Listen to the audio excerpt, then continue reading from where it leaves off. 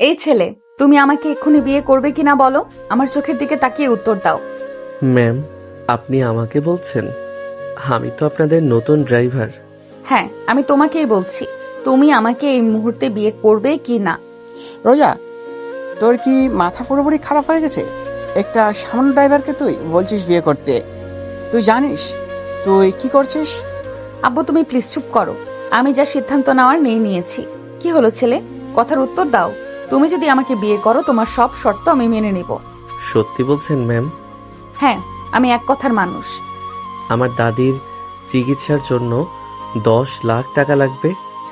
তুমি 20 লাখ পাবে, কোনো চিন্তা করতে হবে না। এখন সোজা স্টেজে আসো। Okay ma'am. জায়ান মাথা নিচু করে সোজা বিয়ের স্টেজে উঠে গেল। রোজার আব্বু আনোয়ার হোসেন আর আম্মু সালমা বেগম রাগে গজগজ করতে লাগলেন। পুরো বিয়ের প্যান্ডেলে অতিথিরা কানাঘুষা করতে লাগলো। রোজার হবু বর স্বামী আর রোজার খালাতো বোন নীলা হো হো করে হাসতে লাগলো। স্বামী তাচ্ছিল্যের সুরে বলে উঠল, শেষমেশ কিনা একটা রাস্তার ড্রাইভারকে বিয়ে করেছিস রোজা? তোর কি আর কোনো স্ট্রেস বা মান সম্মান বলতে কিছু রইল না? স্বামীর কথা শুনে রোজা কোনো উত্তর দিল না। সে সোজা কাজীকে ইশারা করলো বিয়ে পড়াতে। জায়ান নিজের পকেট থেকে আইডি কার্ড বের করে দিল। দুজনে কবুল বলা শেষ হয়ে গেলে জায়ান বসা থেকে উঠে সোজা স্বামীর কলার চেপে ধরলো। কিছু বোঝার আগেই স্বামীর মুখে সজোরে এক ঘুষি বসিয়ে দিল জায়ান। প্যান্ডেলের সবাই ভয়ে চমকে উঠল। স্বামী মাটিতে পড়ে গিয়ে মুখে হাত দিয়ে দেখলো রক্ত বের হচ্ছে। নীলা রেগে জায়ানের দিকে তেড়ে আসলো। ফকিন্নির বাচ্চা ড্রাইভার, তোর এত বড় সাহস! তুই স্বামী ভাইয়ের গায়ে হাত তুলিস? আমি তোকে আজ পুলিশে দেব। নীলা জায়ানের গায়ে হাত তুলতে যাবে, সাথে সাথে রোজা নীলার হাত শক্ত করে চেপে ধরে ধাক্কা দিয়ে সরিয়ে দিল। রোজা রেগে আগুন হয়ে বলল, একদম চুপ থাকবে নীলা। ও এখন আমার লিগ্যাল হাজবেন্ড। ওর গায়ে হাত তোলার চেষ্টা করলে আমি তোর হাত ভেঙে দিব। আমার স্বামীর অপমান আমি 1 সেকেন্ডও সহ্য করব না। রোজার মুখে স্বামী ডাক শুনে জায়ানের বুকের ভেতরটা অদ্ভুতভাবে কেঁপে উঠল। জায়ান রোজার দিকে অবাক দৃষ্টিতে তাকিয়ে থাকলো। স্বামী মাটি থেকে উঠে রাগে কাঁপতে কাঁপতে বলল, একটা পিচ্ছি ছেলেকে বিয়ে করে খুব দ্যামাক দেখাচ্ছিস, তাই না? আইডি কার্ড তো দেখলাম আমি। ছেলেটার বয়স তো তোর থেকে অন্তত 5 বছরের ছোট। একটা বাচ্চা ছেলেকে স্বামী বানিয়ে ঘুরবি তুই? স্বামীর কথা শুনে রোজা কিছুটা থমকে গেল। জায়ান রোজার হাত শক্ত করে ধরে স্বামীর দিকে তাকিয়ে বাঁকা হেসে বলল, তাতে আপনার কি সমস্যা ভাই? আমরা স্বামী স্ত্রী, আমাদের পবিত্র সম্পর্কে বয়সের হিসাব তো আপনি করতে আসবেন না। আর ম্যামকে তো আমি বাচ্চা বলে ডাকছি না। আপনি কেন এত লাফাচ্ছেন? বাচ্চা ফোলাফাইন, তুই আমাকে চিনিস না। আমার সাথে লাগতে আসিস না, তোর জীবন আমি নরক বানিয়ে দেবো। জায়ান স্বামীর চোখের দিকে সরাসরি তাকিয়ে শান্ত অথচ গম্ভীর গলায় বলল, আপনার মতো ধোঁকাবাজ মানুষের সাথে লাগার কোনো ইচ্ছে আমার নাই। তানিয়া নামের মেয়েটাকে বিয়ের মিথ্যা প্রতিশ্রুতি দিয়ে আজ এখানে অন্য মেয়েকে বিয়ে করতে আসছিলেন। আপনার আসল রূপ সবার সামনে ফাঁস হয়ে গেছে। এখন দয়া করে এখান থেকে বের হয়ে যান। আমার বউয়ের আশেপাশেও যদি আপনাকে দেখি তাহলে সোজা পঙ্গু করে দিব। জায়ানের কথা শুনে স্বামী আর কিছু বলতে পারলো না। রাগে গিজগিজ করতে করতে প্যান্ডেল থেকে বের হয়ে গেল। তানিয়া নামের মেয়েটিও চোখের পানি মুছতে মুছতে চলে গেল। রোজা অবাক হয়ে জায়ানের দিকে তাকিয়ে থাকলো। এই পিচ্ছি ছেলেটার এত সাহস! জায়ান রোজার দিকে তাকিয়ে মুচকি হেসে বলল, ম্যাম, মানে বউ, এবার কি আমি যেতে পারি? দাদির ওষুধ কিনতে হবে। আমি তোমাকে হসপিটালে ড্রপ করে দিচ্ছি, চলো আমার সাথে। রোজা নিজের গাড়ির চাবি হাতে নিয়ে জায়ানকে নিয়ে বেরিয়ে গেল। আনোয়ার হোসেন আর সালমা বেগম হতভম্ব হয়ে দাঁড়িয়ে থাকলেন। গাড়িতে ওঠার পর রোজা ড্রাইভ করতে শুরু করলো। জায়ান চুপচাপ জানালার বাইরের দিকে তাকিয়ে আছে। রোজা আর চোখে জায়ানকে দেখলো। পরনে সাধারণ শার্ট, কিন্তু জিমের কারণে বডি বেশ পেশিবহুল। ফর্সা মুখে একটা জেদি জেদি ভাব। রোজা নীরবতা ভেঙে বলল, তোমার পুরো নাম কি? জায়ান। তুমি তো দেখছি বয়সে আমার থেকে বেশ ছোট। পড়ালেখা করো না, শুধু ড্রাইভারই করো? আমি মেকানিকের কাজ করি, গ্যারেজ আছে বন্ধুর সাথে। আর পার্ট টাইম আপনাদের বাসায় ড্রাইভারি করছিলাম আজ থেকে। আর হ্যাঁ, আমি অনার্স সেকেন্ড ইয়ারে পড়ি। ও আচ্ছা, তোমার দাদির কি হয়েছে? হার্টে ব্লক, অপারেশন করতে হবে কালকের ভেতরে, তাই টাকার খুব দরকার ছিল। আপনি চিন্তা করবেন না, আপনার টাকা আমি কাজ করে ঠিক শোধ করে দিব। জায়ানের কথা শুনে রোজা ব্রেক কষে গাড়ি থামিয়ে দিল। রেগে জায়ানের দিকে তাকিয়ে বলল, আমি তোমাকে টাকা ধার দেই নাই, তুমি আমাকে এই বিপদের হাত থেকে বাঁচিয়েছো।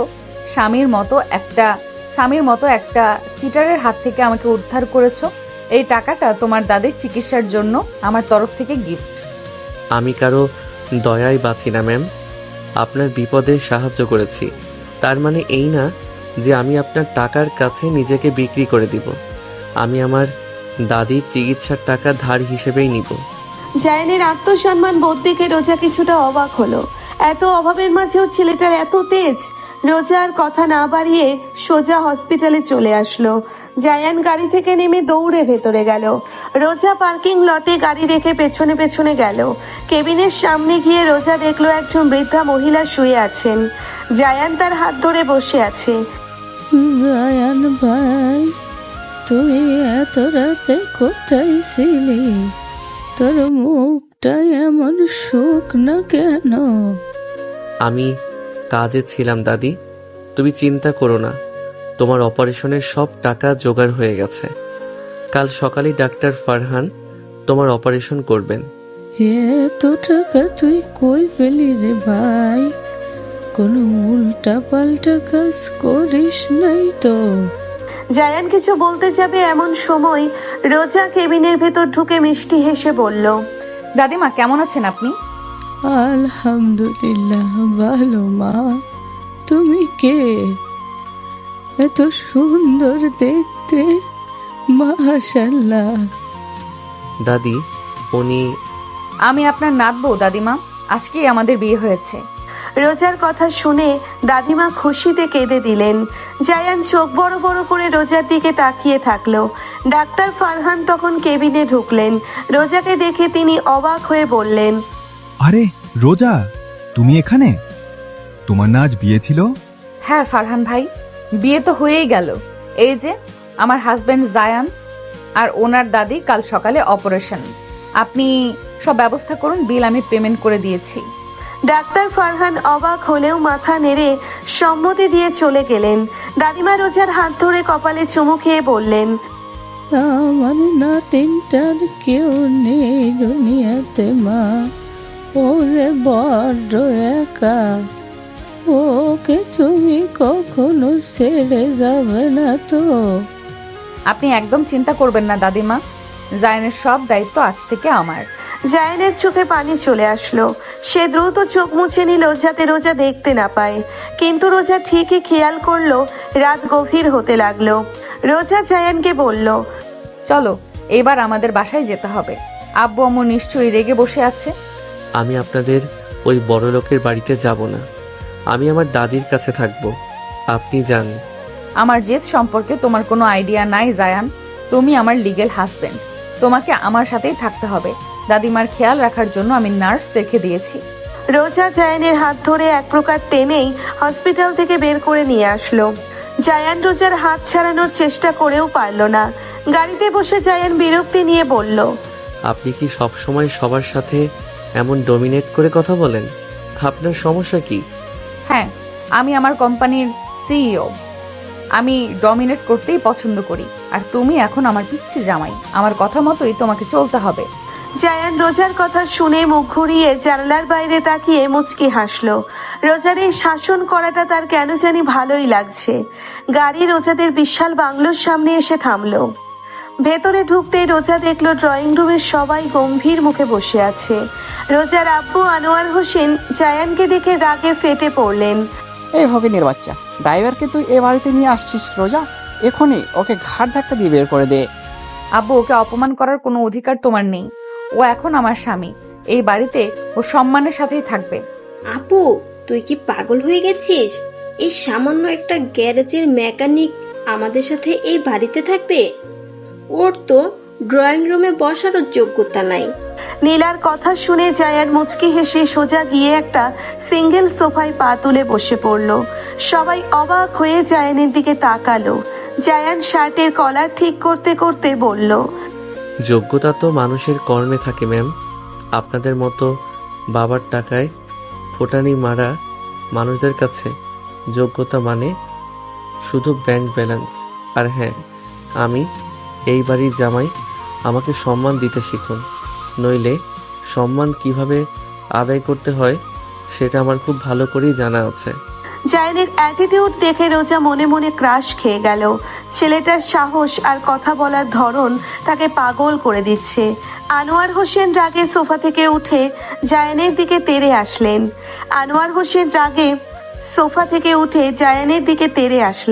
তিনি হাত তুললেন জায়ানকে চড় মারার জন্য, কিন্তু জায়ান একটুও নড়ল না, শান্ত দৃষ্টিতে তার দিকে তাকিয়ে থাকলো। ঠিক সেই মুহূর্তে রোজার দাদিজান ওপর থেকে নিচে নেমে আসলেন। আনোয়ার, হাত নামাও বলছি।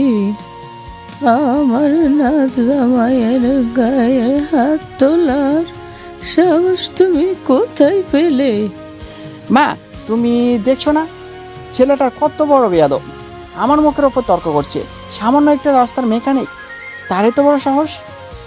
যোগ্যতার সম্মান টাকার মাপে হয় না আনোয়ার।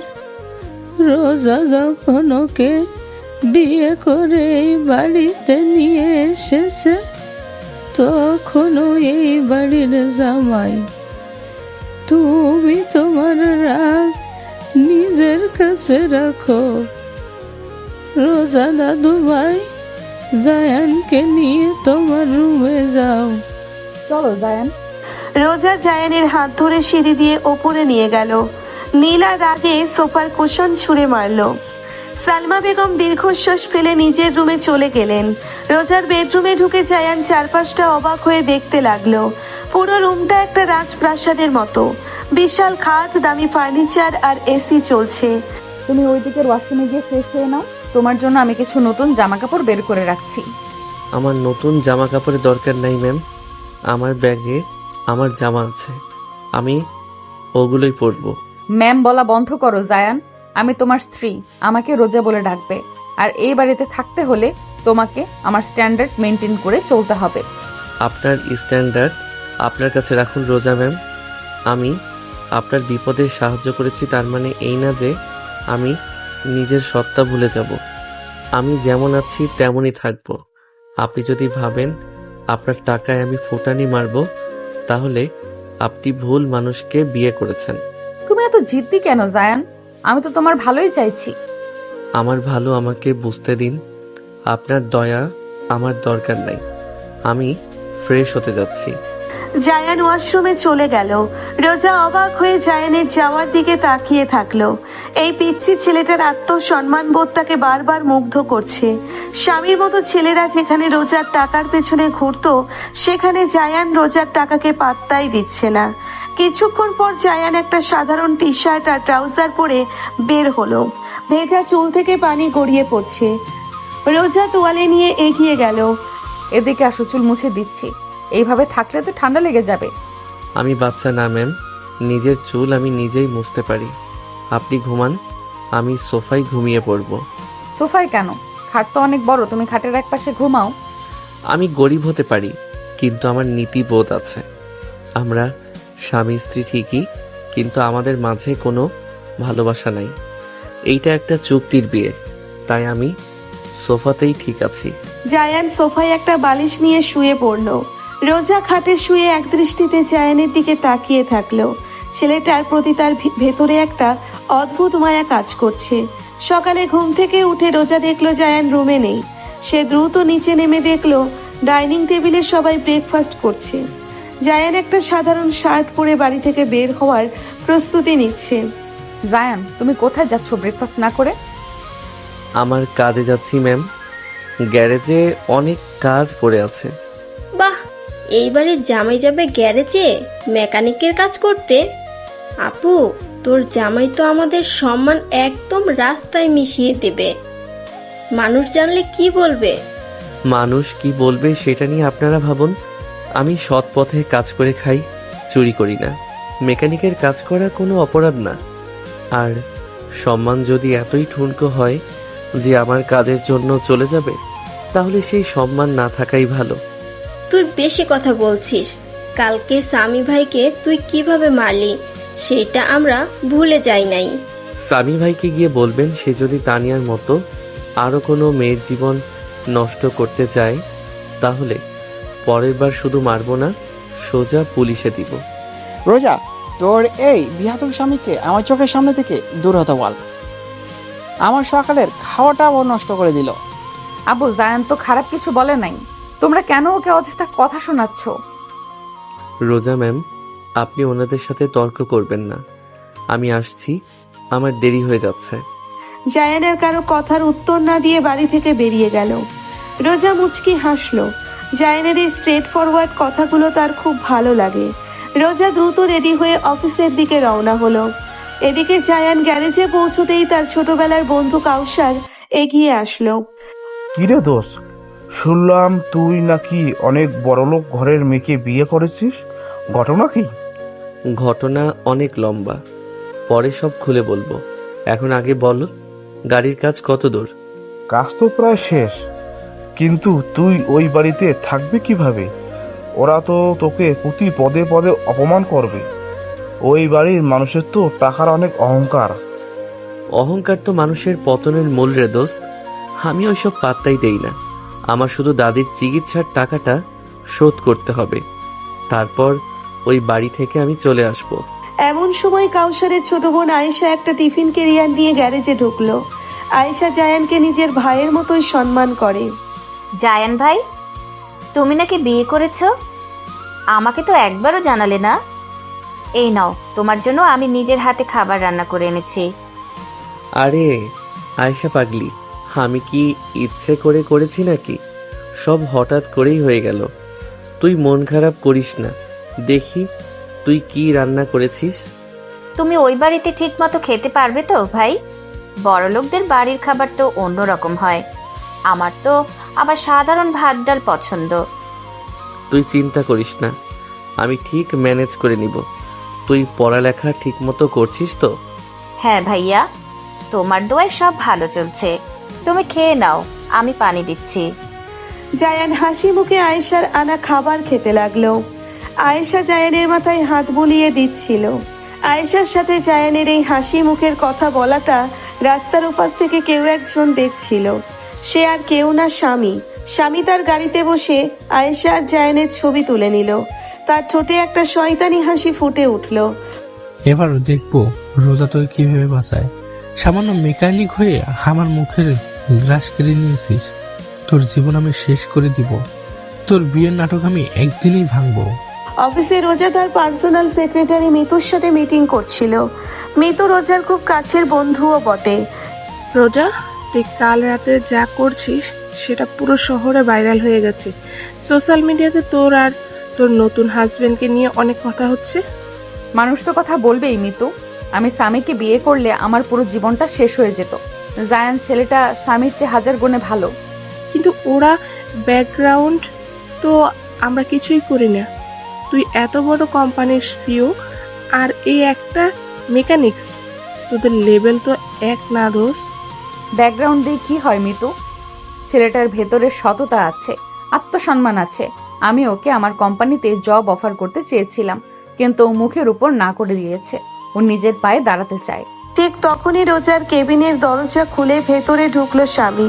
তার মুখে একটা নকল হাসি। রোজার স্বামীকে দেখে ভ্রু কুঁচকে তাকালো। তুমি এখানে কি করছো স্বামী? তোমাকে না আমি অফিসে আসতে নিষেধ করেছিলাম? রুবেল, বডিগার্ড কোথায়? আরে কুল রোজা, আমি তো তোমাকে শুধু একটা সত্যি কথা জানাতে এসেছি। তুমি যাকে এত সৎ আর ভালো মানুষ ভাবছো, সে আসলে একটা লুচ্চা। স্বামী, নিজের মুখ সামলে কথা বলো। জায়ান সম্পর্কে একটা বাজে কথা আমি শুনতে চাই না। বিশ্বাস হচ্ছে না তো? ওই দেখো প্রমাণ। স্বামী তার ফোন থেকে জায়ান আর আয়েশার হাসি মুখে কথা বলার ছবিগুলো রোজাকে দেখালো। ছবিতে আয়েশা জায়ানকে নিজের হাতে খাইয়ে দিচ্ছে, এমন একটা মুহূর্তও ছিল। ছবিগুলো দেখে রোজার বুকের ভেতরটা হঠাৎ করেই মোচড় দিয়ে উঠল। তীব্র ঈর্ষার কষ্টে তার চোখ লাল হয়ে গেল, কিন্তু সে স্বামীর সামনে নিজেকে শক্ত রাখলো। দেখলে তো, সকালে তোমার বাসা থেকে বের হয়ে অন্য মেয়ের সাথে রোমান্স করছে। এই ছেলে তোমার টাকার লোভে তোমাকে বিয়ে করেছে রোজা। ও তোমাকে ধোকা দিচ্ছে। তোমার প্রমাণ দেখানো শেষ, এবার তুমি আসতে পারো। আমার স্বামীর সাথে কে কথা বলবে আর কে কথা বলবে না সেটা আমার ব্যক্তিগত ব্যাপার। Get out from my office. তুমি পরে অনেক পস্তাবে রোজা। এই ছেলে তোমাকে রাস্তায় বসাবে, আমি বলে গেলাম। স্বামী রেগে অফিস থেকে বেরিয়ে গেল। মিতু রোজার কাঁধে হাত রেখে বলল, রোজা, তুই ঠিক আছিস তো? ছবিগুলো দেখে মনে হচ্ছে মেয়েটার সাথে জাইনের খুব ভালো সম্পর্ক। ছেলেটা সত্যি তোকে ঠকাচ্ছে না তো? আমি কিছু জানি না মিতু, আমার মাথা কাজ করছে না। আমি আজ আর কোনো মিটিং করব না, আমি বাসায় যাচ্ছি। রোজা দ্রুত অফিস থেকে বেরিয়ে গাড়িতে উঠল। তার মন জুড়ে শুধু একটাই প্রশ্ন, মেয়েটা কে? জায়ান কি সত্যিই তাকে ঠকাচ্ছে? দুপুরে গ্যারেজের কাজ শেষ করে জায়ান হসপিটালে গেল দাদির খবর নিতে। ডাক্তার ফারহান জানালেন দাদির অপারেশন সফল হয়েছে। জায়ান স্বস্তির নিঃশ্বাস ফেলল। এরপর সে নিজের ল্যাপটপটা খুলে হসপিটালের ওয়েটিং রুমে বসে কিছু কোভিংয়ের কাজ করতে লাগলো। তার চোখ মুখ অসম্ভব সিরিয়াস। সন্ধ্যায় জায়ান যখন বাড়িতে ফিরল তখন রোজা ড্রয়িং রুমে বসে কফি খাচ্ছিল। জায়ানকে দেখেই রোজার রাগে গা জ্বলতে লাগলো। জায়ান চুপচাপ রোজাকে পাশ কাটিয়ে ওপরে নিজের রুমে চলে যেতে নিলেই রোজা তাকে ডাক দিল। দাঁড়াও জায়ান, তোমার সাথে আমার কিছু কথা আছে। বলুন, কি কথা? আমি খুব টায়ার্ড, সারাদিন কাজ করে এসেছি। সারাদিন কি গ্যারেজে গাড়ির কাজ করছো নাকি অন্য কোনো মেয়ের সাথে সময় কাটিয়েছো? রোজার কথা শুনে জায়ান অবাক হয়ে বলল। সে ভ্রুকুচকে রোজার দিকে তাকালো। আপনার কথার মানে কি? আমি অন্য মেয়ের সাথে সময় কাটাতে যাব কেন? মিথ্যা বলবে না জায়ান, আমি সব জানি। আজ সকালে গ্যারেজে যে মেয়েটা তোমার জন্য খাবার নিয়ে গেছিল, সে কে? তোমার সাথে তার সাথে তোমার কি সম্পর্ক? জায়ান বুঝতে পারলো কেউ হয়তো আয়েশার সাথে তার ছবি রোজাকে দেখিয়েছে। জায়ান হালকা হেসে বলল, ও আচ্ছা, এই ব্যাপার। আপনাকে নিশ্চয়ই সামি ভাই এসে এই কথা বলেছে। ওনার তো আর কোনো কাজ নাই, সারাদিন অন্যের পিছনে গোয়েন্দাগিরি করা ছাড়া উনি আর কি বা পারে? কথা ঘোরাবে না জায়ান, আমি জানতে চাই মেয়েটা কে। তুমি আমাকে বিয়ে করেছো ঠিকই, কিন্তু অন্য কোনো মেয়ের সাথে তোমার সম্পর্ক থাকলে আমি সেটা কিছুতেই মেনে নেব না। আপনি আমাকে সন্দেহ করছেন রোজা ম্যাম? যে মেয়েটার কথা আপনি বলছেন সে আমার বন্ধু কাউসারের ছোট বোন আয়েশা। ও আমাকে নিজের বড় ভাইয়ের মতো সম্মান করে। আমি ওকে ছোট বোনের মতোই দেখি। আর আপনি কি না আমাকে সন্দেহ করছেন? আমি কিভাবে বিশ্বাস করব যে তুমি সত্যি বলছো?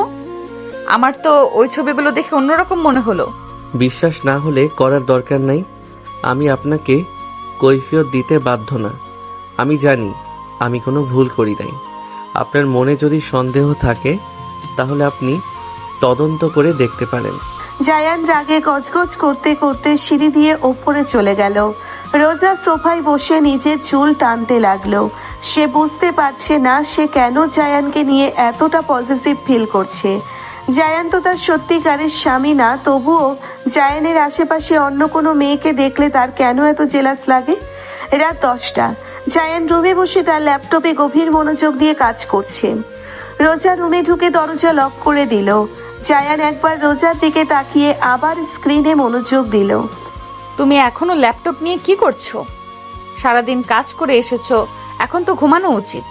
আমার কিছু পার্সোনাল কাজ আছে ম্যাম, আপনি ঘুমান। আমি তোমাকে একটা কথা ক্লিয়ার করে দিতে চাই জায়ান। আমি আজ তোমার উপর রাগ করেছিলাম কারণ আমি চাই না সামি বা নীলা তোমাকে নিয়ে আমাকে কোনো কথা শোনানোর সুযোগ পায়। আপনি ওদের কথা শুনে আমাকে সন্দেহ করলেন? আপনি তো বলেছিলেন আপনি আমার দায়িত্ব নিয়েছেন, তাহলে এইটুকু বিশ্বাস তো আপনার আমার উপর রাখা উচিত ছিল। আমাকে বিশ্বাস না করে আপনি ওই সামির ছবিকে বিশ্বাস করলেন। আমি সরি জায়ান, আমার মাথা ঠিক ছিল না। সামি যখন ছবিগুলো দেখালো আমার খুব রাগ উঠেছিল, আমি আসলে জেলাস ফিল করছিলাম। রোজার মুখে সরি শুনে জায়ান ল্যাপটপ বন্ধ করে রোজার দিকে তাকালো। মেয়েটা সত্যিই খুব নরম মনের, শুধু বাইরে থেকে একটা রাগী খোলস পড়ে থাকে। জায়ান মুচকি হেসে রোজার দিকে এগিয়ে গেল। আমি আপনার স্বামী রোজা। আমার জীবনে দাদি ছাড়ার কোনো নারী নাই, আর এখন থেকে আপনি আছেন। আমি কখনো আপনার সম্মান নষ্ট হতে দিব না, এই কথা দিলাম। জায়ানের শান্ত আর গম্ভীর কণ্ঠস্বর শুনে রোজার বুকের ধুকপুকানি বেড়ে গেল।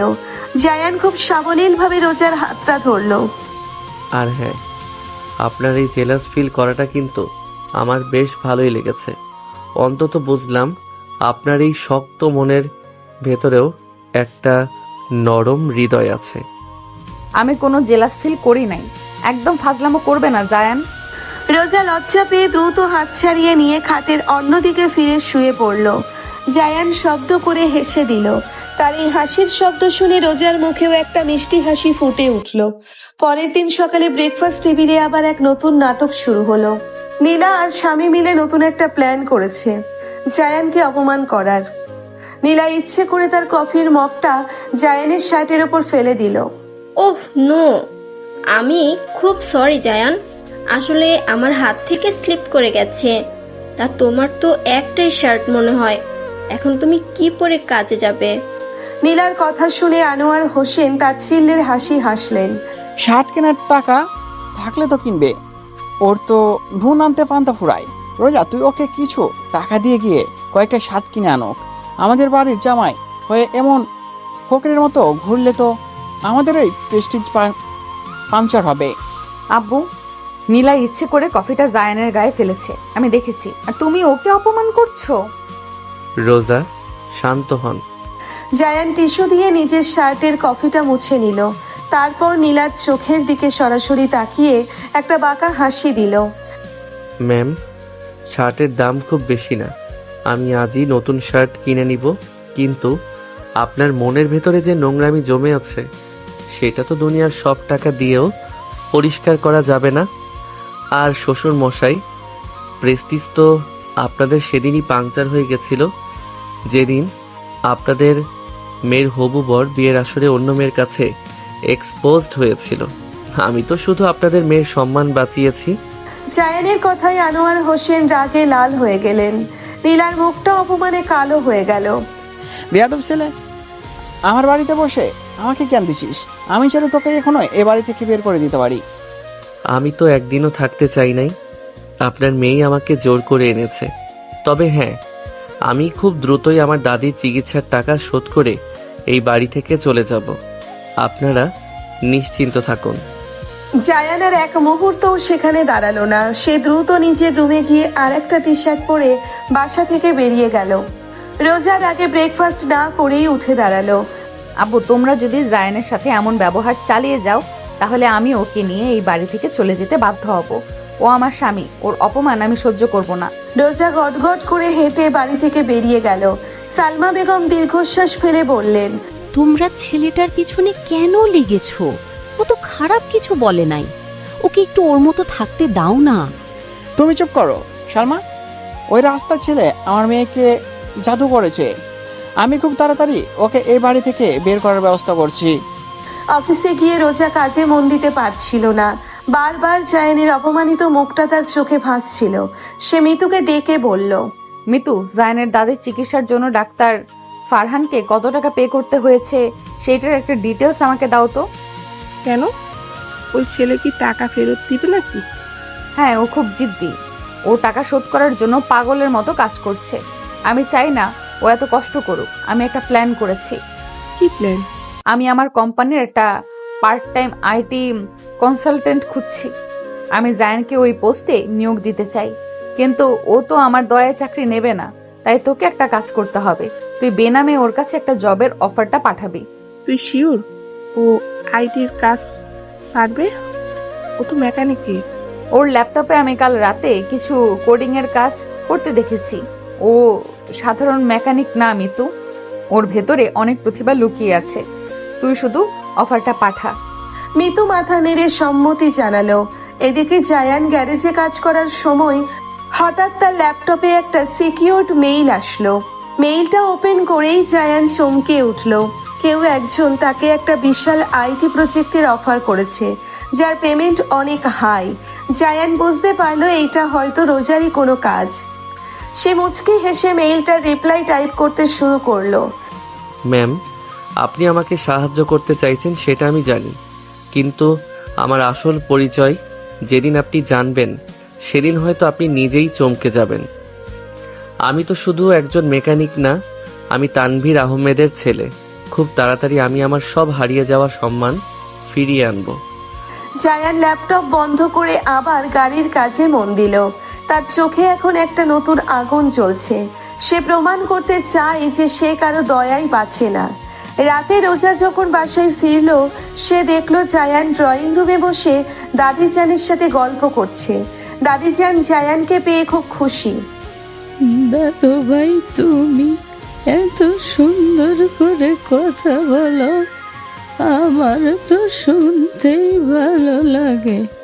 আপনি তো আমার নিজের দাদির মতোই দাদিজান, আপনাকে দেখলে আমার খুব ভালো লাগে। দাদিজান, আপনি ওকে এত প্রশ্রয় দিচ্ছেন কেন? ও তো মাথায় উঠে যাবে। তুই চুপ কর রোজা, আমার নাজমাইকে আমি প্রশ্রয় দেব না তো কে দিবে শুনি? তুই যা, ফ্রেশ হয়ে আয়, আমরা একসাথে ডিনার করব। ডিনার করার সময় নীলা আর স্বামী আবার নতুন একটা চক্রান্তের প্ল্যান করতে লাগলো।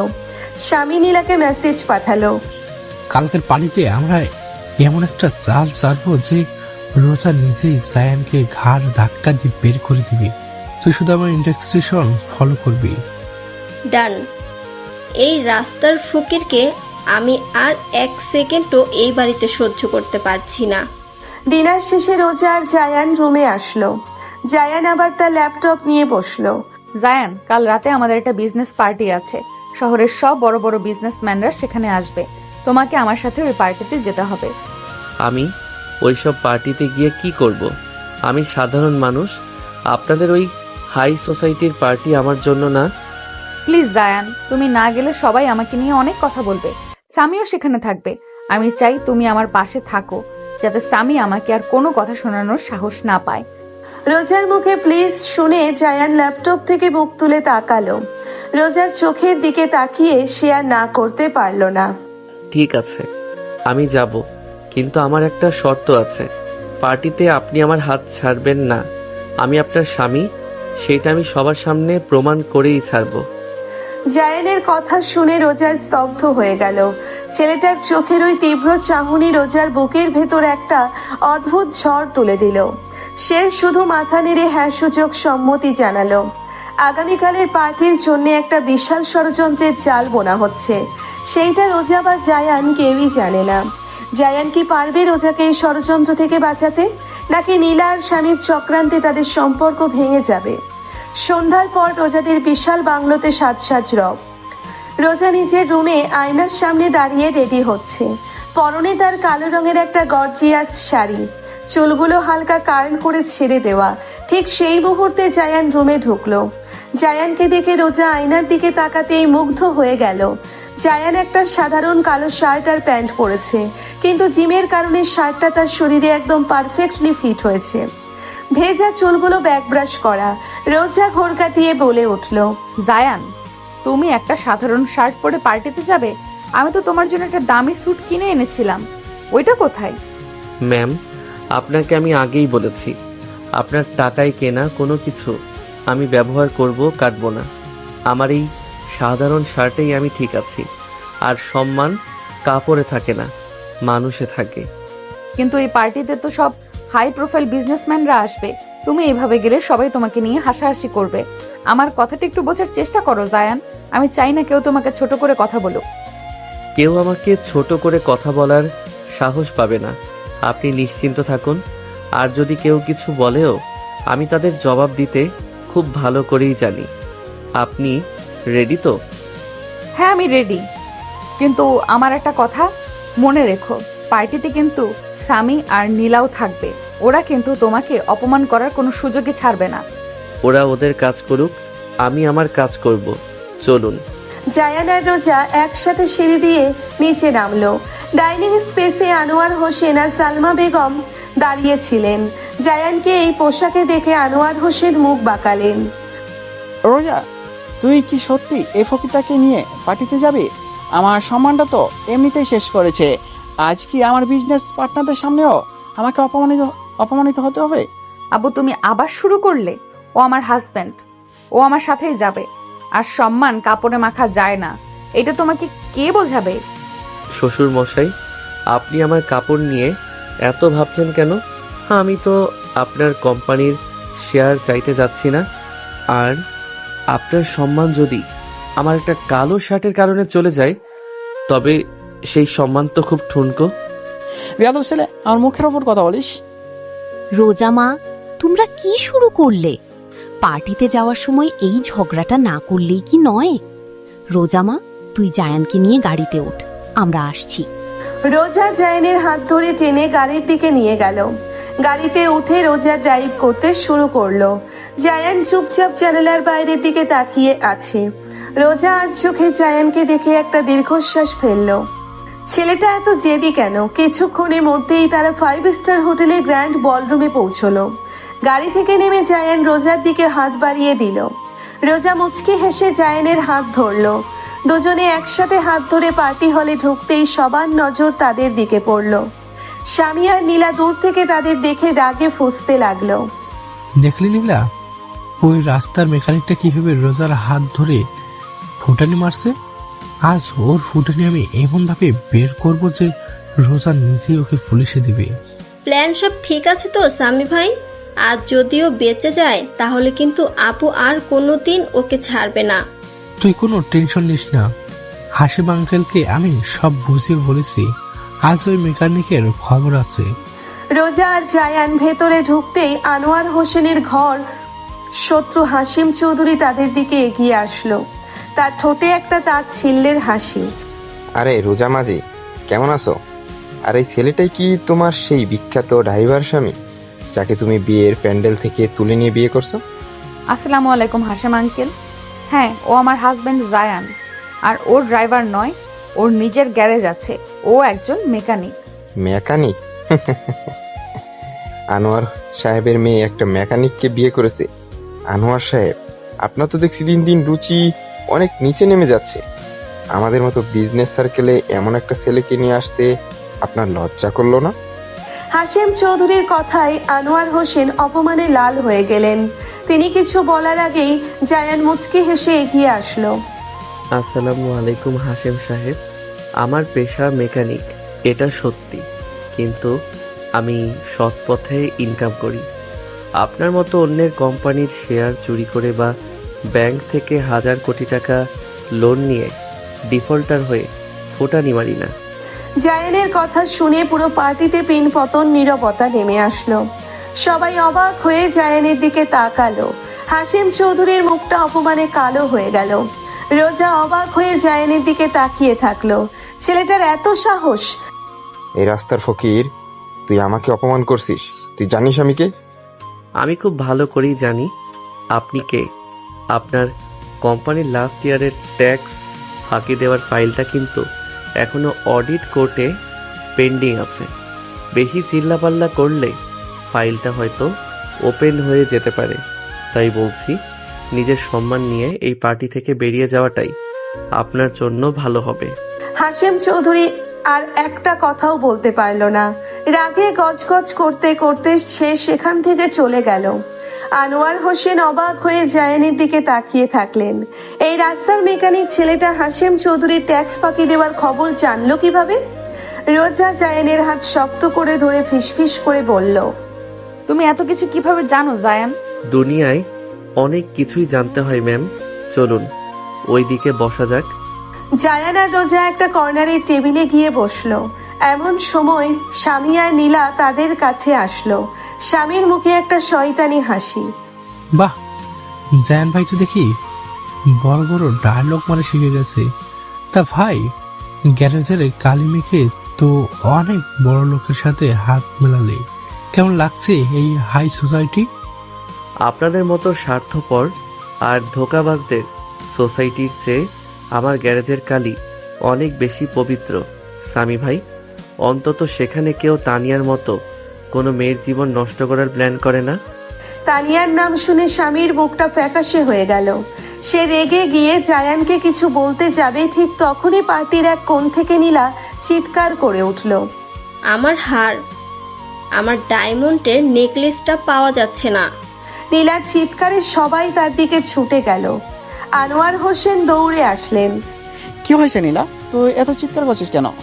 খালুজান, আমার গলার ডায়মন্ডের নেকলেসটা পাওয়া যাচ্ছে না। এই পার্টিতে আসার সময়ও আমার গলায় ছিল, কেউ একজন সেটা চুরি করেছে। এই পার্টিতে তো সবাই আমাদের পরিচিত আর রেসপেক্টফুল মানুষ, এখানে চুরি করবে কে? ওয়েট, চোর তো আমাদের সামনেই আছে। স্বামী কথাগুলো বলে সরাসরি জায়ানের দিকে আঙ্গুল তুলে ধরল। সবাই অবাক হয়ে জায়ানের দিকে তাকালো। রোজা রাগের সামনে এগিয়ে আসলো। স্বামী, তুমি আমার স্বামীর দিকে আঙুল তুলছো? তোমার সাহস কত বড়! রোজা, তুমি বুঝতে পারছো না এই পার্টিতে ওর মতো রাস্তার ফকির ছাড়া আর কে আছে যে ডায়মন্ডের নেকলেস চুরি করবে? ওর দাদির চিকিৎসার জন্য তো অনেক টাকার দরকার। নিশ্চয়ই ওর সুযোগ পেয়ে নীলার গলা থেকে নেকলেসটা খুলে নিয়েছে। হ্যাঁ আপু, স্বামী ভাই ঠিকই বলেছে। জায়ান আমার পাশ দিয়ে যাওয়ার সময় আমার নেকলেসটা চুরি করেছে। আমি ওকে সার্চ করতে চাই। আমি আগে বলেছিলাম এই রাস্তার ছেলেটাকে এই পার্টিতে আনা ঠিক হবে না। এখন দেখলি তো রোজা, আমার পরিবারের সম্মানটা আজ একদম ধুলে মিশিয়ে দিল। এই ছেলে, তুই এখনই তোর পকেট চেক কর। আব্বু, তুমিও ওদের কথায় সায় দিচ্ছ? জায়ান কখনো এমন কাজ করতে পারে না। আমি ওকে খুব ভালো করে চিনি। রোজা, আপনি শান্ত হন। জায়ান একদম শান্ত গলায় কথাগুলো বলল। তার চেহারায় বিন্দুমাত্র ভয় বা টেনশন নেই। সে স্বামীর চোখের দিকে সরাসরি তাকিয়ে একটা বাঁকা হাসি দিল। সামি ভাই, আপনি যখন এত কনফিডেন্সের সাথে বলছেন যে আমি চুরি করেছি, তাহলে আমাকে সার্চ করেই দেখুন। কিন্তু যদি আমার কাছে নেকলেস না পাওয়া যায়, তাহলে কিন্তু আপনাকে সবার সামনে আমার পা ধরে ক্ষমা চাইতে হবে। রাজি? তুই বেশি দেমাগ দেখাচ্ছিস। আমি নিজে তোর পকেট চেক করব। স্বামীর সামনে এগিয়ে এসে জায়ানের পকেট চেক করতে লাগলো। প্রথম পকেট ফাঁকা, দ্বিতীয় পকেটও ফাঁকা। কিন্তু জায়ানের জ্যাকেটের ভেতরের পকেটে হাত দিতেই স্বামীর মুখে একটা শয়তানি হাসি ফুটে উঠল। সে পকেট থেকে চকচকে ডায়মন্ডের নেকলেসটা বের করে সবার সামনে তুলে ধরলো। পুরো পার্টিতে একটা গুঞ্জন শুরু হয়ে গেল। রোজা স্তব্ধ হয়ে গেল। আনোয়ার হোসেন রাগে ফেটে পড়লেন। তুই একটা চোর, আমার বাড়িতে বসে তুই আমার মেয়ের বোনের জিনিস চুরি করছিস। আজ আমি তোকে পুলিশের হাতে তুলে দেব। রুবেল, সিকিউরিটি ডাকো। আপু, এবার তো নিজের চোখে দেখলি তোর জামের আসল রূপ। ও তো একটা চোর। জায়ান, এটা কিভাবে সম্ভব? তুমি এটা চুরি করেছো? রোজার চোখে পানি চলে আসলো। তার বিশ্বাস ভেঙে যাচ্ছে দেখে জায়ানের বুকের ভেতরটা একটু ব্যথা করে উঠল। কিন্তু জায়ান নিজেকে সামলে নিয়ে উচ্চস্বরে হেসে উঠল। বাহ সামি ভাই, বাহ! আপনার প্ল্যানিংটা তো বেশ দারুণ, কিন্তু আপনি একটা জিনিস ভুলে গেছেন। কিসের প্ল্যানিং? তুই চোর, প্রমাণ তো সবার সামনে। পুলিশ আসুক, তোর গ্যারেজের সব কালি আমি জেলে বের করবো। পুলিশ তো অবশ্যই আসবে, কিন্তু আমাকে ধরার জন্য নয়, আপনাকে ধরার জন্য। জায়ান তার পকেট থেকে নিজের ফোনটা বের করলো। তারপর হোটেলের ম্যানেজারের দিকে তাকিয়ে বলল, ম্যানেজার সাহেব, এই বলরুমের সিসিটিভি ক্যামেরার কন্ট্রোল রুমটা তো 3 তলায়, তাই না? হ্যাঁ স্যার, কিন্তু আপনি এসব কেন জিজ্ঞেস করছেন? কারণ সামি ভাই খুব চালাক। সে আগেই সিকিউরিটি গার্ডকে টাকা খাইয়ে এই রুমের সিসিটিভি ফুটেজ ডিলিট করিয়ে দিয়েছে, যাতে তার চুরির প্ল্যানটা কেউ দেখতে না পায়। তুই আজে বাজে কি বকছিস? তুই চুরি করেছিস, এখন বাসার জন্য গল্প বানাচ্ছিস? গল্প তো আপনি বানিয়েছেন সামি ভাই, আর আমি সেই গল্পের ক্লাইম্যাক্স পাল্টে দিয়েছি। জায়ান তার ফোনে কিছু একটা টাইপ করে হোটেলের প্রজেক্টরের সাথে কানেক্ট করে দিল।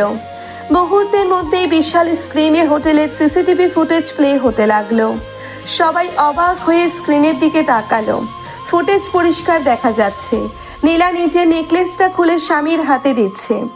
এরপর স্বামী যখন জায়ানের পাশ দিয়ে যাচ্ছিল, তখন খুব সুকৌশলে নেকলেসটা জায়ানের জ্যাকেটের পকেটে ঢুকিয়ে দিচ্ছে।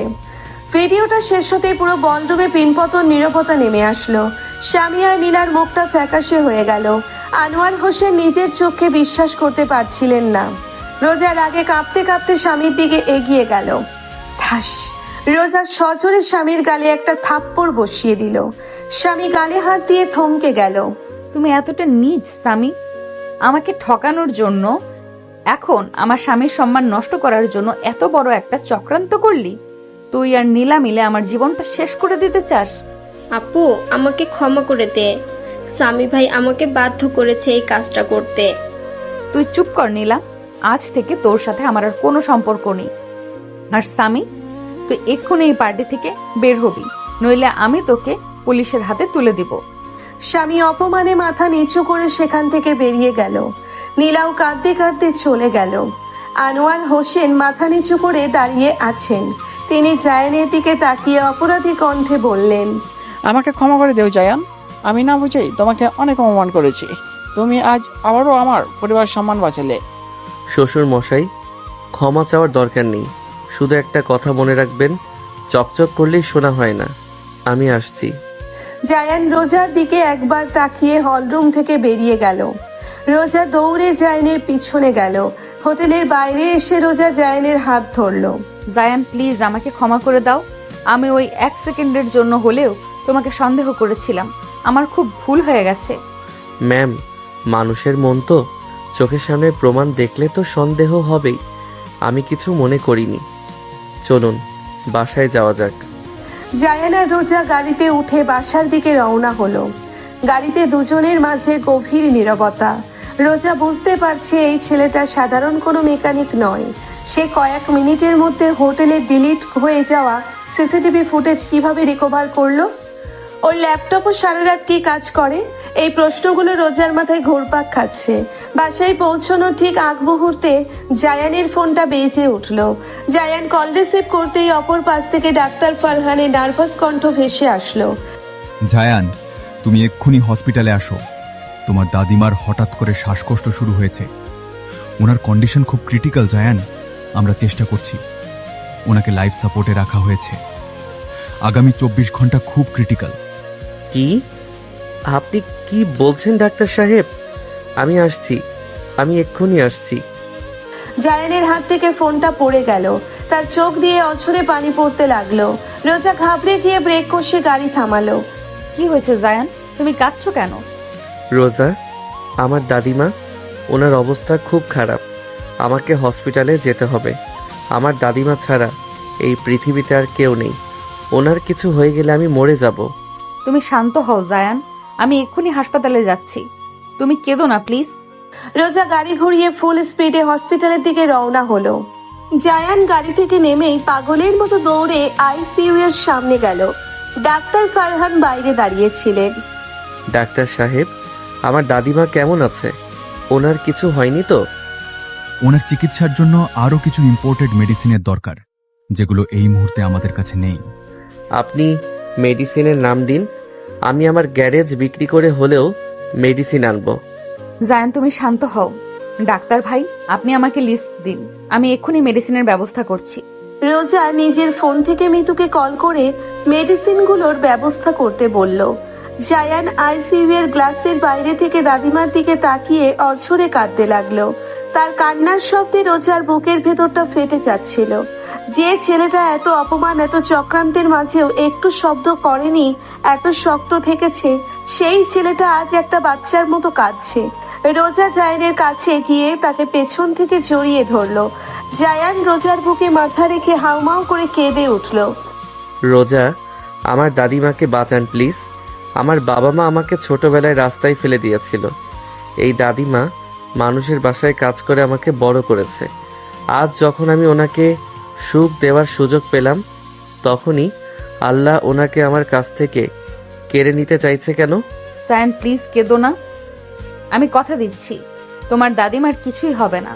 আমি আমার সবটুকু দিয়ে ওনাকে বাঁচাবো, তুমি একটু ভরসা রাখো। রাত গভীর হতে লাগলো। মিতু মেডিসিন নিয়ে চলে আসলো। রোজা নিজে দাঁড়িয়ে থেকে সব মেডিসিন ডাক্তারদের বুঝিয়ে দিল। জায়ান ক্লান্ত হয়ে ওয়েটিং রুমের একটা বেঞ্চে বসেছিল। রোজা গিয়ে দেখলো জায়ান মাথা নিচু করে বসে আছে। জায়ান চলো একটু ছাদের দিকে যাই। এখানে বসে থাকলে তোমার দম বন্ধ লাগবে। রোজা জায়ানের হাত ধরে হসপিটালের ছাদে নিয়ে গেল। রাতের ফাঁকা ছাদ, আকাশে সুন্দর একটা চাঁদ উঠেছে, ঠান্ডা হাওয়া বইছে। জায়ান ছাদের রেলিং এ হাত রেখে আকাশের দিকে তাকিয়ে আছে, তার চোখ এখনো ছলছল করছে। রোজা পেছন থেকে গিয়ে জায়ানের পাশে দাঁড়ালো। জায়ান, তুমি কি আমাকে তোমার অতীত সম্পর্কে কিছু বলবে? তুমি তো 8-10টা সাধারণ ছেলের মতো নাও। তোমার জ্ঞান, তোমার সাহস, আর ওই সিসিটিভি ফুটেজ হ্যাক করা, তুমি আসলে কে জায়ান?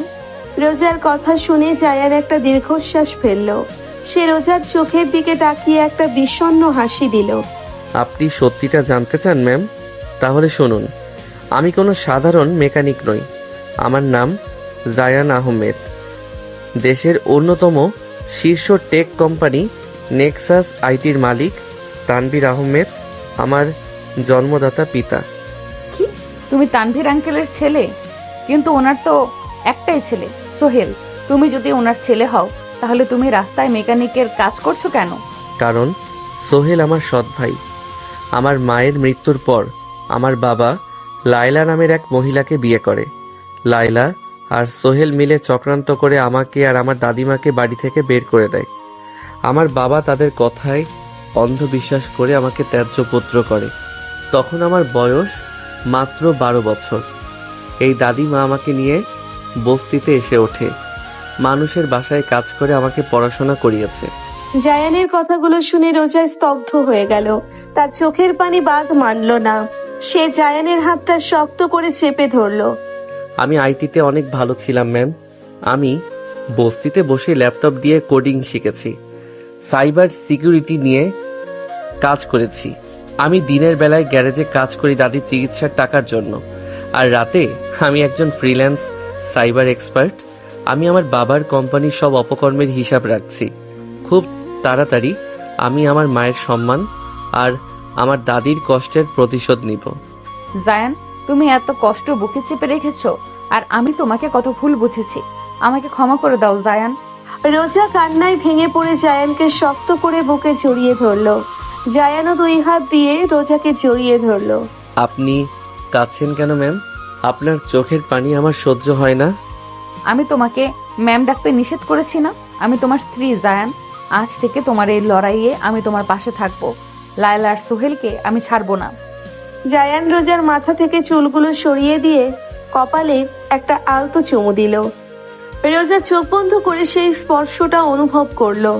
জায়ান রোজার চোখের দিকে তাকিয়ে খুব শান্ত গলায় বলল, আপনি কি সত্যি আমাকে ভালোবেসে ফেলেছেন রোজা?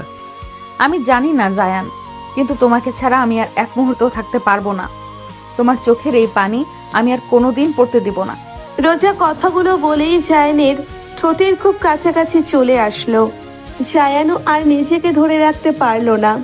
চাঁদের আলোয় হসপিটালের ওই ফাঁকা ছাদে সমস্ত কষ্ট আর দূরত্বের অবসান ঘটিয়ে দুজন একে অপরের ঠোঁটে নিজেদের ভালোবাসা পূর্ণ করে দিল।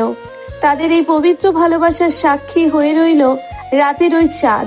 হসপিটালের ওই ফাঁকা ছাদে রোজা আর জায়ানের সেই পবিত্র ভালোবাসার মুহূর্তের পর রাত কেটে সকাল হলো। জায়ান সারা রাত আইসিইউ এর বাইরে বসেছিল। রোজা জায়ানের কাঁধে মাথা রেখে ঘুমিয়ে পড়েছিল। হঠাৎ আইসিইউ এর দরজা খুলে ডাক্তার ফারহান বের হয়ে আসলেন। তার মুখে একটা স্বস্তির হাসি। আলহামদুলিল্লাহ। জায়ান, তোমার দাদিমা এখন সম্পূর্ণ বিপদমুক্ত। ওনার জ্ঞান ফিরেছে। তোমরা চাইলে এখন ওনার সাথে দেখা করতে পারো, তবে বেশি কথা বলা যাবে না। সত্যি বলছেন ডাক্তার সাহেব? আমার দাদিমা ঠিক আছে? হ্যাঁ জায়ান, তবে এই অসাধ্য সাধন হয়েছে শুধুমাত্র রোজার জন্য। ও রাতের বেলা ওই ইম্পোর্টেড মেডিসিনগুলো না আনলে হয়তো আমরা ওনাকে বাঁচাতে পারতাম না। রোজা সত্যিই তোমার জন্য একটা আশীর্বাদ। জায়ানের চোখে আবার পানি চলে আসলো। সে রোজার দিকে ঘুরে তাকে শক্ত করে জড়িয়ে ধরলো। রোজা জায়ানের পিঠে হাত বুলিয়ে শান্ত করতে লাগলো। আমি বলেছিলাম না জায়ান, দাদিমার কিচ্ছু হবে না। আল্লাহ আমাদের ডাক শুনেছেন। চলো দাদিমার সাথে দেখা করে আসি। দুজনে আইসিইউ এর ভেতরে ঢুকলো। রহিমা বানু চোখ খুলে জায়ান আর রোজাকে দেখে মুচকি হাসলেন। তার মুখে অক্সিজেন মাস্ক লাগানো। দাদু ভাই, তুই কাঁদছিস কেন? আমি তো ঠিক আছি। দাদিমা, তুমি আমাকে খুব ভয় পাইয়ে দিয়েছিলে। তুমি ছাড়া আমার যে আর কেউ নাই। দাদিমা, আপনি আর কোনো চিন্তা করবেন না। আপনি পুরোপুরি সুস্থ হয়ে উঠলে আপনাকে সোজা আমাদের বাড়িতে নিয়ে যাব। জায়ান আর আপনাকে আমি চোখের আড়াল হতে দেব না। আল্লাহ তোমাদের দুজনকে সব সময় সুখে রাখুক মা। আমার জায়ানটা বড় ভালো, ওকে কখনো ভুল বুঝো না। কিছুক্ষণ দাদিমার সাথে কাটিয়ে রোজা আর জায়ান হসপিটাল থেকে বের হলো। রোজা হসপিটালের সব বিল ক্লিয়ার করে দিল। গাড়িতে ওঠার পর রোজা জায়ানের দিকে তাকিয়ে বলল, জায়ান, তুমি সারা রাত ঘুমাওনি, চলো বাসায় গিয়ে একটু রেস্ট নিবে। না ম্যাম, আমার গ্যারেজে যেতে হবে, অনেক কাজ পড়ে আছে। আবার ম্যাম বলছো? কাল রাতে ছাদে কি কথা হলো আমাদের? আর আজ তুমি কোনো কাজে যাচ্ছ না, তুমি সোজা বাসায় যাবে এবং ঘুমাবে। এইটা আমার রিকোয়েস্ট না, তোমার বউয়ের অর্ডার। জায়ান রোজার এই অধিকার খাটানো দেখে মুচকি হাসলো। সে আর কোনো কথা না বাড়িয়ে গাড়ির সিটে মাথা এলিয়ে দিল। রোজা ড্রাইভ করে বাসায় পৌঁছলো। বাসায় ঢুকতেই তারা দেখলো ড্রয়িং রুমে আনোয়ার হোসেন, সালমা বেগম, দাদিজান আর নীলা বসে আছে। রোজামা, তোরা এসেছিস? জায়ানের দাদিমা এখন কেমন আছে? আলহামদুলিল্লাহ আম্মু, দাদিমা এখন বিপদ মুক্ত। তা তো হবে, আমার মেয়ের লাখ লাখ টাকা খরচ হয়েছে যার পেছনে, সে তো বিপদমুক্ত হবে। এই যে ছেলে, তুমি তো বলেছিলে তুমি কারো দয়া নাও না, এখন আমার মেয়ের টাকায় দাদির চিকিৎসা করাচ্ছ কোন সাহসে? আব্বু, আমি তোমাকে কাল রাতেও বলেছি জায়ানের ব্যাপারে তুমি আর কোনো বাজে কথা বলবে না। ও আমার স্বামী, ওর দাদির চিকিৎসার খরচ আমি দিলে সেটা দয়া হয় না, সেটা আমার দায়িত্ব। রোজা একদম ঠিক কথা বলেছে আনোয়ার, তুই চুপ কর। জায়ান দাদু ভাই, তুমি সারা রাত ঘুমাওনি, যাও ওপরে গিয়ে একটু রেস্ট নাও। ঠিক আছে দাদিজান। শ্বশুর মশাই, আপনি টাকার জন্য এত টেনশন করবেন না। আমি আমার কথা থেকে এক চুলো সরে যাইনি। আপনার মেয়ের সব টাকা আমি 1 মাসের মধ্যে শোধ করে দিব। জায়ান কথাগুলো বলে সোজা উপরে চলে গেল। নীলা রাগে দাঁত কামড়াতে লাগলো। দেখলে খালুজান, এই ফকির ছেলেটার কত দেমাগ। আপনার মুখের ওপর কিভাবে কথা বলে গেল। ওর তো কোনো যোগ্যতা নাই 1 লাখ টাকা কামানোর, আর ও নাকি 1 মাসের মধ্যে এতগুলো টাকা শোধ করবে। নীলা, তুই তোর লিমিট ক্রস করছিস। কাল পার্টিতে নেকলেস চুরির নাটক করে তুই জায়ানকে ফাঁসাতে চেয়েছিলি, সেটা আমি ভুলে যাইনি। এরপর যদি তুই জায়ানকে নিয়ে একটা শব্দ উচ্চারণ করিস, আমি তোকে এই বাড়ি থেকে বের করে দিব। রোজা রাগে গজগজ করতে করতে নিচের রুমে চলে গেল। নীলা অপমানে চুপ হয়ে গেল, কিন্তু তার মনে প্রতিশোধের আগুন জ্বলতে লাগলো। সে স্বামীকে একটা মেসেজ পাঠালো। স্বামী ভাই, আমাদের প্ল্যানটা এখনই এক্সিকিউট করতে হবে। এই ছেলেটাকে আমি আর 1 মুহূর্ত সহ্য করতে পারছি না। তুই টেনশন নিস না নীলা, আজ রোজার কোম্পানির ডাটা এমনভাবে গায়েব হবে যে রোজা নিজেই রাস্তায় বসে যাবে, আর এর সব দোষ গিয়ে পড়বে ওই মেকানিক জায়ানের ঘাড়েই। রোজা রুমে গিয়ে দেখলো জায়ান সোফায় ঘুমিয়ে পড়েছে। ছেলেটার চেহারায় কতটা ক্লান্তি।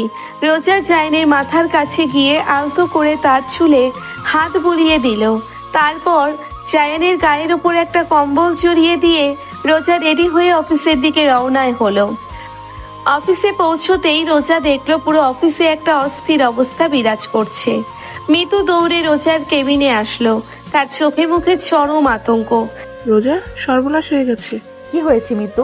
তুই এত প্যানিক করছিস কেন? আমাদের কোম্পানির মেইন সার্ভার হ্যাক হয়ে গেছে দোষ। আগামী মাসের ফ্যাশন উইকের জন্য যে তুই নতুন ডিজাইনের ব্লুপ্রিন্ট এর টেকফিউশন প্রজেক্টের সব ডিটেলস রেডি করেছিলি, তার সব ডাটা কেউ চুরি করে নিয়ে গেছে। কি বলছিস তুই এইসব? আমাদের সিকিউরিটি সিস্টেম তো অনেক স্ট্রং, এটা কে করতে পারে? আমি আইটি টিমকে চেক করতে বলেছিলাম, তারা বলছে হ্যাকার এতই প্রফেশনাল যে কোনো টেক্সট রাখেনি। শুধু একটা জিনিস বুঝতে পারছি, এই ডাটাগুলো হাশেম চৌধুরী কোম্পানির সার্ভিস ট্রান্সফার করা হয়েছে। হাশেম চৌধুরী? কাল পার্টিতে জায়ান ওনাকে অপমান করেছিল বলে উনি এত বড় রিভেঞ্জ নিলেন? মিতু, তুই এক্ষুনি পুলিশে খবর দে। কিছুক্ষণের মধ্যে ইন্সপেক্টর কামাল তার ফোর্স নিয়ে রোজার অফিসে হাজির হলেন। আনোয়ার হোসেনও খবর পেয়ে অফিসে ছুটে আসলেন। ঠিক সেই সময় সবার অবাক করে দিয়ে অফিসে ঢুকলো স্বামী আর তার সাথে আর একজন তরুণ। তরুণটির পরনে দামি ব্র্যান্ডেড স্যুট, চোখে রোদ চশমা, তার মুখে একটা অহংকারী হাসি। কি ব্যাপার রোজা? শুনলাম তোর কোম্পানির সব ডাটা নাকি চুরি হয়ে গেছে। খুব তো অহংকার করছিলে নিজের কোম্পানি নিয়ে। স্বামী, তুই এখানে কি করছিস? তোকে আমি অফিসে আসতে নিষেধ করেছিলাম না? আর তোর সাথে ওই লোকটা কে? ও, পরিচয় করিয়ে দেই। ইনি হলেন হোসেন আহমেদ, নেক্সাস আইডির ম্যানেজিং ডিরেক্টর এবং তানভীর আহমেদের একমাত্র ছেলে। তোমার কোম্পানির এই দুর্ব্যবস্থায় উনি তোমাকে একটা অফার দিতে এসেছেন। হ্যালো মিস রোজা, শুনলাম আপনি নাকি পথে বসে গেছেন। আপনার প্রজেক্টের ডাটা যখন হায়ের সাহেবের কাছে চলে গেছে তখন আপনার কোম্পানি তো এমনিতেই দেউলিয়া হয়ে যাবে। আমি এসেছি আপনার কোম্পানিটা কিনে নিতে। পানির দরে বিক্রি করে দিন, অন্তত কিছু টাকা তো পাবেন। স্বামী, তুই এসব কি বলছিস? ডাটা চুরি করেছে হাশেম চৌধুরী, আর তুই এসে সোহেলকে নিয়ে এসেছিস আমার মেয়ের কোম্পানি কিনতে? আঙ্কেল, ডাটা হাশেম চৌধুরী চুরি করেনি। ডাটা চুরি করেছে আপনার ওই গুণধর জামাই জায়ান। স্বামী, মুখ সামলে কথা বল। জায়ানের নাম এর মধ্যে কিভাবে আসলো? রোজা, তুমি হয়তো জানো না, তোমার এই মেকানিক স্বামী আসলে একজন সাইফার এক্সপার্ট। ও রাতে ল্যাপটপে বসে হ্যাকিং এর কাজ করে। কাল রাতে হসপিটাল থেকে ফেরার পর ও নিশ্চয়ই টাকার লোভে হাশেম আঙ্কেলের কাছে তোমার ব্লুপ্রিন্ট বিক্রি করে দিয়েছে। কারণ ওর তো দাদির চিকিৎসার জন্য অনেক টাকার দরকার ছিল, তাই না? স্বামীর কথা শুনে আনোয়ার হোসেন রাগে ফেটে পড়ল। তিনি রোজার দিকে তাকিয়ে চিল্লিয়ে বললেন, আমি আগেই বলেছিলাম এই রাস্তার ফকিরটাকে বিশ্বাস করিস না। ও টাকার লোভে কাল রাতে চুরি করতে না পারে আজ তোর কোম্পানির ডাটা চুরি করেছে। ইন্সপেক্টর কালাম, আপনি এখনই ওই জায়ানকে অ্যারেস্ট করুন। মিস্টার আনোয়ার, আমরা প্রমাণ ছাড়া কাউকে অ্যারেস্ট করতে পারি না। তবে মিস্টার সামিরের কথা যদি সত্যি হয় যে জায়ান একজন সাইবার এক্সপার্ট, তবে তাকে জিজ্ঞাসাবাদ করা প্রয়োজন। ইন্সপেক্টর, আমি আমার স্বামীর বিরুদ্ধে কোনো প্রমাণ ছাড়া আপনি তাকে জিজ্ঞাসাবাদ করতে পারবেন না। জায়ান কখনো আমার সাথে এমন বেইমানি করতে পারে না। রোজা যখন কথাগুলো বলছিল ঠিক তখনই কেবিনের দরজা ঠেলে ভেতরে ঢুকলো জায়ান। তার হাতে একটা টিফিন ক্যারিয়ার। সে শান্ত পায়ে রোজার কাছে এসে দাঁড়ালো। আপনি সকালে না খেয়ে অফিসে চলে এসেছিলেন ম্যাম, তাই আম্মু আমাকে দিয়ে এই খাবারটা পাঠালো। বাহ, মেকানিক থেকে সরাসরি বয়ে টিফিন ক্যারিয়ার বয়। জায়ান, তুই তো দেখছি অনেক উন্নতি করেছিস। সোহেলের গলা শুনে জায়ান চমকে তাকালো। তার নিজের সৎ ভাই আজ তার সামনে দাঁড়িয়ে তাকে অপমান করছে। জায়ানের চোয়াল শক্ত হয়ে গেল, কিন্তু সে নিজেকে সামলে নিয়ে মুচকি হাসলো। আরে সোহেল সাহেব যে, তা বাপের টাকায় কেনা স্যুট পরে অন্যের অফিসে এসে ফোটানি মারতে কেমন লাগে? তুই একটা রাস্তার ফকির, আমার বাবার নাম নিবি না। তোর মতোই একটা চোরকে আজ পুলিশে ধরে নিয়ে যাবে। তুই নিজের বইয়ের কোম্পানির ডাটা চুরি করেছিস? আমি চুরি করেছি? প্রমাণ আছে কোনো? প্রমাণ তো এআই টিম দিয়েছে। ডাটা হাশেম চৌধুরীর সার্ভারের কাছে। আর তুই যে হ্যাকিং জানিস সেটা আমি খুব ভালো করেই জানি। তুই টাকার লোভে এই কাজ করেছিস। জায়ান কোনো কথা না বলে সরাসরি মিতুর ডেস্কে রাখা ল্যাপটপটার দিকে এগিয়ে গেল। সে ল্যাপটপটা নিজের দিকে ঘুরিয়ে নিয়ে ইন্সপেক্টর কামালের দিকে তাকালো। ইন্সপেক্টর সাহেব, আপনারা তো পুলিশের আইটি সেল নিয়ে অনেক গর্ব করেন, কিন্তু আপনাদের আইটি সেল হয়তো এটা জানে না যে প্রফেশনাল হ্যাকাররা কখনো ডিরেক্ট সার্ভারে ডাটা পাঠায় না, তারা ভিপিএন বাউন্স করে। আপনি কি বলতে চাচ্ছেন? আমি যা বলতে চাইছি সেটা আপনাদের চোখের সামনে প্রমাণ করে দিচ্ছি। মিতু ম্যাম, আমাকে একটু আপনাদের মেইন সার্ভারের অ্যাক্সেস দিন। মিতু রোজার দিকে তাকালো। রোজা মাথা নেড়ে সায় দিল। মিতু অ্যাক্সেস দিতেই জায়ানের আঙ্গুলগুলো কিবোর্ডের ওপর ঝড়ের বেগে চলতে শুরু করলো। পুরো কেবিনে শুধু কিবোর্ডের খটখট শব্দ। সোহেল আর স্বামীর মুখটা এবার একটু ফ্যাকাশে হতে শুরু করলো। সামি ভাই, আপনি বলেছিলেন না আমি হ্যাকিং জানি? হ্যাঁ, আমি জানি। আর আমি এটাও জানি যে আপনারা কতটা বোকামি করেছেন। জায়ান একটা কোড রান করাতেই ল্যাপটপের স্ক্রিনে একটা কমান্ডো প্রম্পট উইন্ডো ওপেন হলো। সেখানে অনেকগুলো আইপি অ্যাড্রেস বাউন্স করতে লাগলো। জায়ান একটা এন্টার চাপতে স্ক্রিনে একটা নির্দিষ্ট আইপি অ্যাড্রেস লক হয়ে গেল। এই যে ইন্সপেক্টর সাহেব, দেখুন ডাটাগুলো প্রথমে হাশেম চৌধুরীর সার্ভারে দেখানো হলেও সেখান থেকে একটা রিমোট প্রক্সি ইউজ করে ডাটাগুলো অন্য একটা সার্ভারে স্টোর করা হয়েছে। আর এই লাস্ট আইপি অ্যাড্রেসটা কার জানেন? কার? এটা নেক্সাস আইটির প্রাইভেট সার্ভারের আইপি। আরও নির্দিষ্ট করে বললে এটা মিস্টার সোহেল আহমেদের পার্সোনাল ল্যাপটপের আইপি অ্যাড্রেস। জায়ানের কথা শুনে পুরো কেবিনের সবাই স্তব্ধ হয়ে গেল। রোজা অবাক হয়ে সোহেলের দিকে তাকালো। আনোয়ার হোসেনও নিজের কানকে বিশ্বাস করতে পারছিলেন না। সোহেল ঘাবড়ে গিয়ে ঢোক গিলল। তুই মিথ্যা বলছিস। তুই এসব ফেক আইপি বানিয়েছিস আমাকে ফাঁসানোর জন্য। Fake IP? ঠিক আছে, আমি আপনার ল্যাপটপের ওয়েব ক্যামের অ্যাক্সেস নিয়ে নিচ্ছি।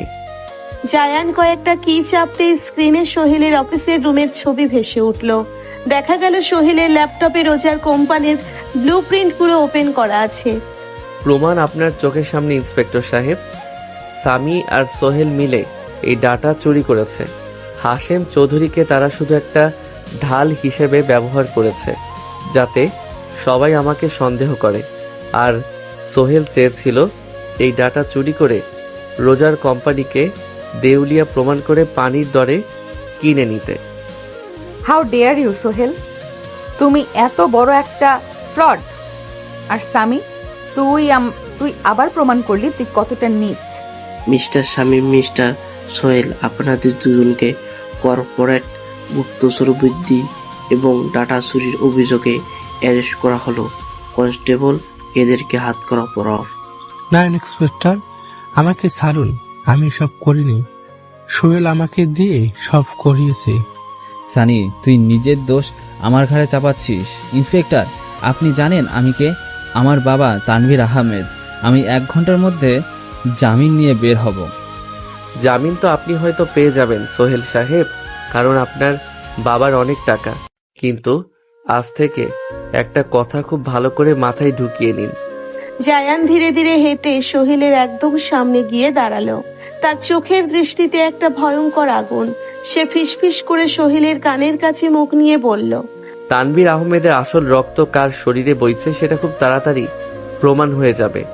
আমার মায়ের চোখের পানির হিসাব আমি কড়াই গন্ডায় নিব। আজ তো শুধু ট্রেলার দেখলেন, পুরো সিনেমা এখনো বাকি আছে। সোহেল ভয়ে কেঁপে উঠল। সে জায়ানের চোখের দিকে তাকিয়ে একটা অচেনা আতঙ্ক অনুভব করলো। পুলিশ স্বামী আর সোহেলকে সেখান থেকে টেনে নিয়ে গেল। আনোয়ার হোসেন মাথা নিচু করে জায়ানের সামনে এসে দাঁড়ালেন। জায়ান, আমি বাবা হয়েও আমার মেয়েকে যতটা চিনতে পারিনি, তুমি তার থেকে অনেক বেশি আমার মেয়ের সম্মান রক্ষা করেছ। আমি তোমাকে বারবার অপমান করছি আর তুমি বারবার আমার পরিবারের সম্মান বাঁচিয়েছ। আমাকে ক্ষমা করে দেও বাবা। শ্বশুর মশাই, আমি আপনার ছেলের মতো, গুরুজনরা ভুল করতেই পারে। আপনি শুধু আমাকে আর ভুল বুঝবেন না, এতেই আমি খুশি। আবু, তুমি এখন অফিসে যাও, আমি আর জায়ান একটু পরে আসছি। আনোয়ার হোসেন আর মিতু কেবিন থেকে বেরিয়ে গেল। কেবিনে এখন শুধু রোজা আর জায়ান। রোজা দৌড়ে গিয়ে জায়ানকে শক্ত করে জড়িয়ে ধরলো। তার চোখ দিয়ে আনন্দ আর গর্বের অশ্রু ঝরছে। জায়ান, তুমি এত ইন্টেলিজেন্ট। তুমি আজ আবার আমার কোম্পানিকে বাঁচিয়ে দিলে। তুমি না থাকলে আজ আমি সত্যি রাস্তায় বসে যেতাম। আপনি আমাকে ভালোবাসেন, আর আপনার ভালোবাসার জিনিস কেউ কেড়ে নিবে, এটা জায়ান আহমেদ বেঁচে থাকতে হতে দিবে না। জায়ান, তুমি আজ সোহেলকে ওই কথাগুলো কেন বললে? তুমি কি চাও তানভীর আঙ্কেল সব সত্যি জেনে যাক? এখনো সময় আসেনি রোজা। লাইলা আর সোহেল আমার বাবার কোম্পানিকে ভেতর থেকে ফোকলা করে দিচ্ছে। আমি পর্দার আড়াল থেকে ফারিয়া নামের এক ইনভেস্টরের মাধ্যমে ওদের কোম্পানির শেয়ার কিনছি। যেদিন আমার হাতে নেক্সাস আইটির গিফট 50% শেয়ার আসবে, সেদিন আমি আমার আসল পরিচয় সবার সামনে আনব। ফারিয়া?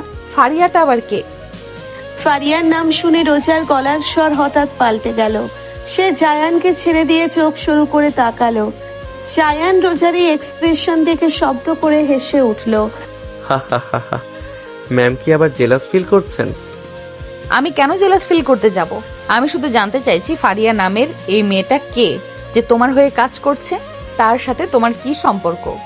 ফারিয়া আমার খুব ভালো একজন বন্ধু এবং আমার বিজনেস পার্টনার। ও খুব স্মার্ট একটা মেয়ে। ও আচ্ছা, খুব স্মার্ট তাই না? তাহলে তো তুমি ফারিয়াকেই বিয়ে করতে পারতে। আমাকে বিয়ে করতে আসলে কেন? আরে ম্যাম, আপনি তো রেগে যাচ্ছেন।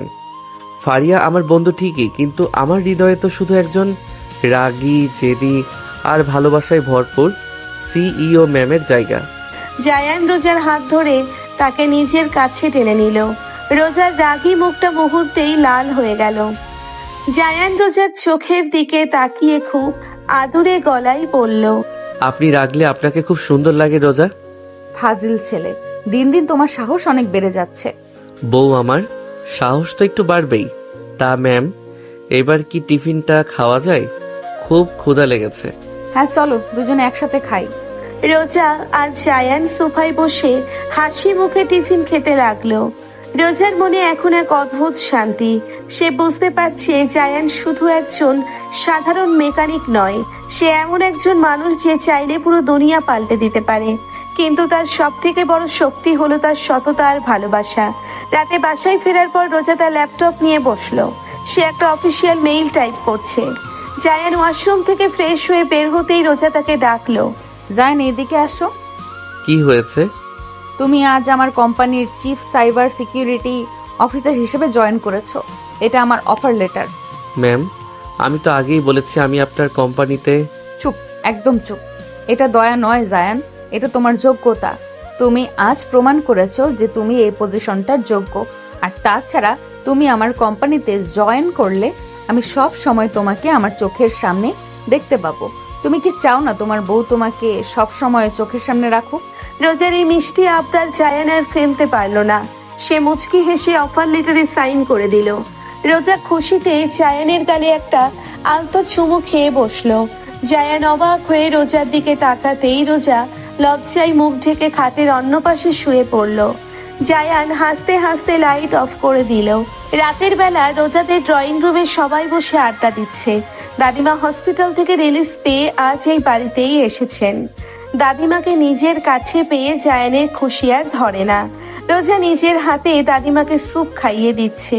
দাদিমা রোজার দিকে তাকিয়ে মুচকি হেসে বললেন, আমার নাত বোটা দেখছি চাঁদের টুকরা। তা দাদু ভাই, তোমরা আমাকে শুধু স্যুপই খাওয়াবে নাকি একটা ফুটফুটে পুঁতি পুতনিও আমার কোলে দিবে? আমার তো বেশি দিন আর বাঁচার সময় নাই। দাদিমার কথা শুনে রোজার মুখটা লজ্জায় লাল হয়ে গেল। সে মাথা নিচু করে ফেললো। জায়ান দাদিমার কথা শুনে ফিক করে হেসে দিয়ে রোজার দিকে বাঁকা নজরে তাকালো। দাদিমা, তোমার নাত বউ তো সারাদিন অফিস আর ফাইল নিয়েই ব্যস্ত থাকে। আমাকে তো একটু সময় দেওয়ারও সুযোগ পায় না। তোমার পতি পত্নীর কথা তো ভাববেই না। জায়ান, তুমি চুপ করবে? দাদিমার সামনে এসব কি আজে বাজে বকছো? আরে দাদু ভাই ঠিকই তো বলেছে, অফিস তো সারা জীবনই থাকবে মা, কিন্তু সংসারের একটা সুখ আছে না। আজ রাতে তোমরা দুজন নিজেদের মতো সময় কাটাও। যাও, রুমে যাও।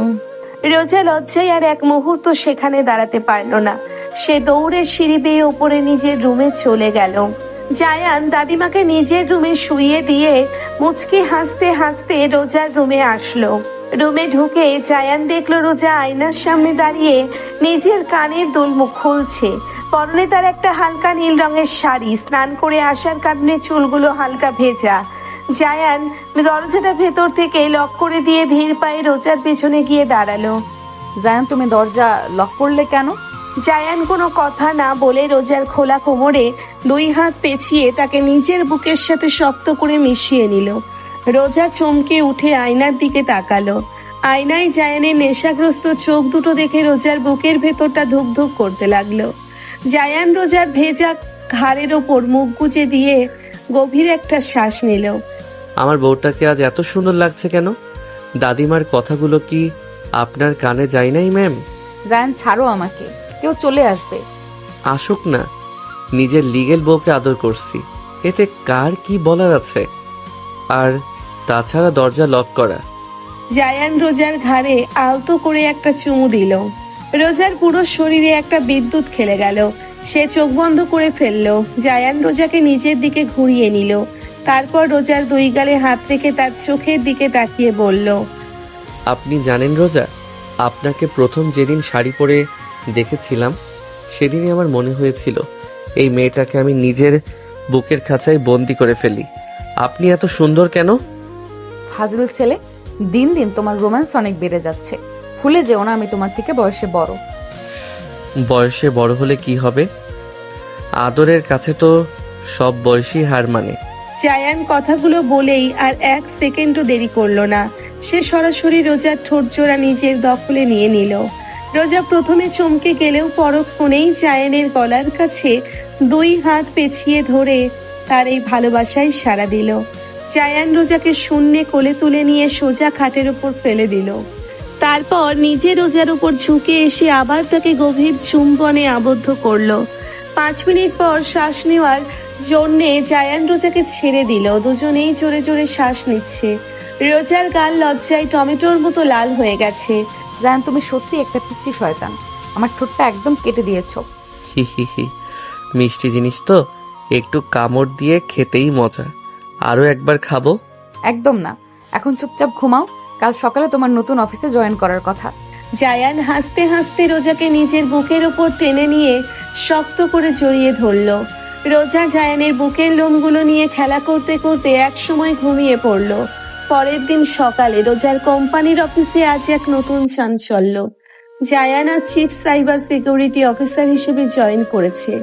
জায়ান এক ব্ল্যাক কালারের ফিটেড শার্ট আর ফর্মাল প্যান্ট পরে অফিসে এসেছে। তার পার্সোনালিটি আর অ্যাটিটিউড দেখে অফিসের সব মেয়ে কর্মীরা মুগ্ধ হয়ে তার দিকে তাকিয়ে আছে।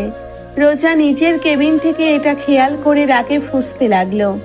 ঠিক এমন সময় একটা স্মার্ট মেয়ে অফিসে ঢুকলো। মেয়েটার পরনে ওয়েস্টার্ন ড্রেস, চোখে রোদ চশমা। সে সোজা জায়ানের কাছে গিয়ে জায়ানকে জড়িয়ে ধরলো। হেই জায়ান, কনগ্রাচুলেশন দোস্ত, ফাইনালি তুই এই কোম্পানিতে জয়েন করলি। থ্যাঙ্কস ফারিয়া, তুই এখানে হঠাৎ? কেন, তোর সাথে দেখা করতে আসতে পারি না? তা তোর বউ কই? আমি তো তোর বস বউকে দেখতে এসেছি। ফারিয়া জায়ানের হাত ধরে হাসাহাসি করছিল। রোজা নিজের কেবিন থেকে এই দৃশ্য দেখে আর সহ্য করতে পারলো না। সে গটগট করে হেঁটে জায়ানের ডেস্কে আসলো। রোজার চোখ দিয়ে যেন আগুন বের হচ্ছে। এক্সকিউজ মি, আপনি কে? আর আমার অফিসে আপনি এইভাবে আমার এমপ্লয়ের সাথে চিপকে আছেন কেন? ও হ্যালো রোজা ম্যাম, আমি ফারিয়া, জায়ানের বেস্ট ফ্রেন্ড এবং ওর বিজনেস পার্টনার। বিজনেস পার্টনার ঠিক আছে, কিন্তু তাই বলে অফিসে এসে অন্য মানুষের হাজবেন্ডের হাত ধরে থাকাটা খুব একটা ভদ্রতা না। জায়ান তুমি এক্ষুনি আমার কেবিনে আসো। রোজার আগে হনহন করে নিজের কেবিনে চলে গেল। ফারিয়া ফিক করে হেসে দিয়ে জায়ানকে চোখ মারলো। দোস্ত, তোর বউ তো হেভি জেলাস। যা গিয়ে বউর রাগ ভাঙা, আমি আসছি। ফারিয়া চলে যাওয়ার পর জায়ান মুচকি হাসতে হাসতে রোজার কেবিনে ঢুকলো। কেবিনে ঢোকার সাথে সাথেই রোজা জায়ানের শার্টের কলার ধরে তাকে দরজার সাথে চেপে ধরলো।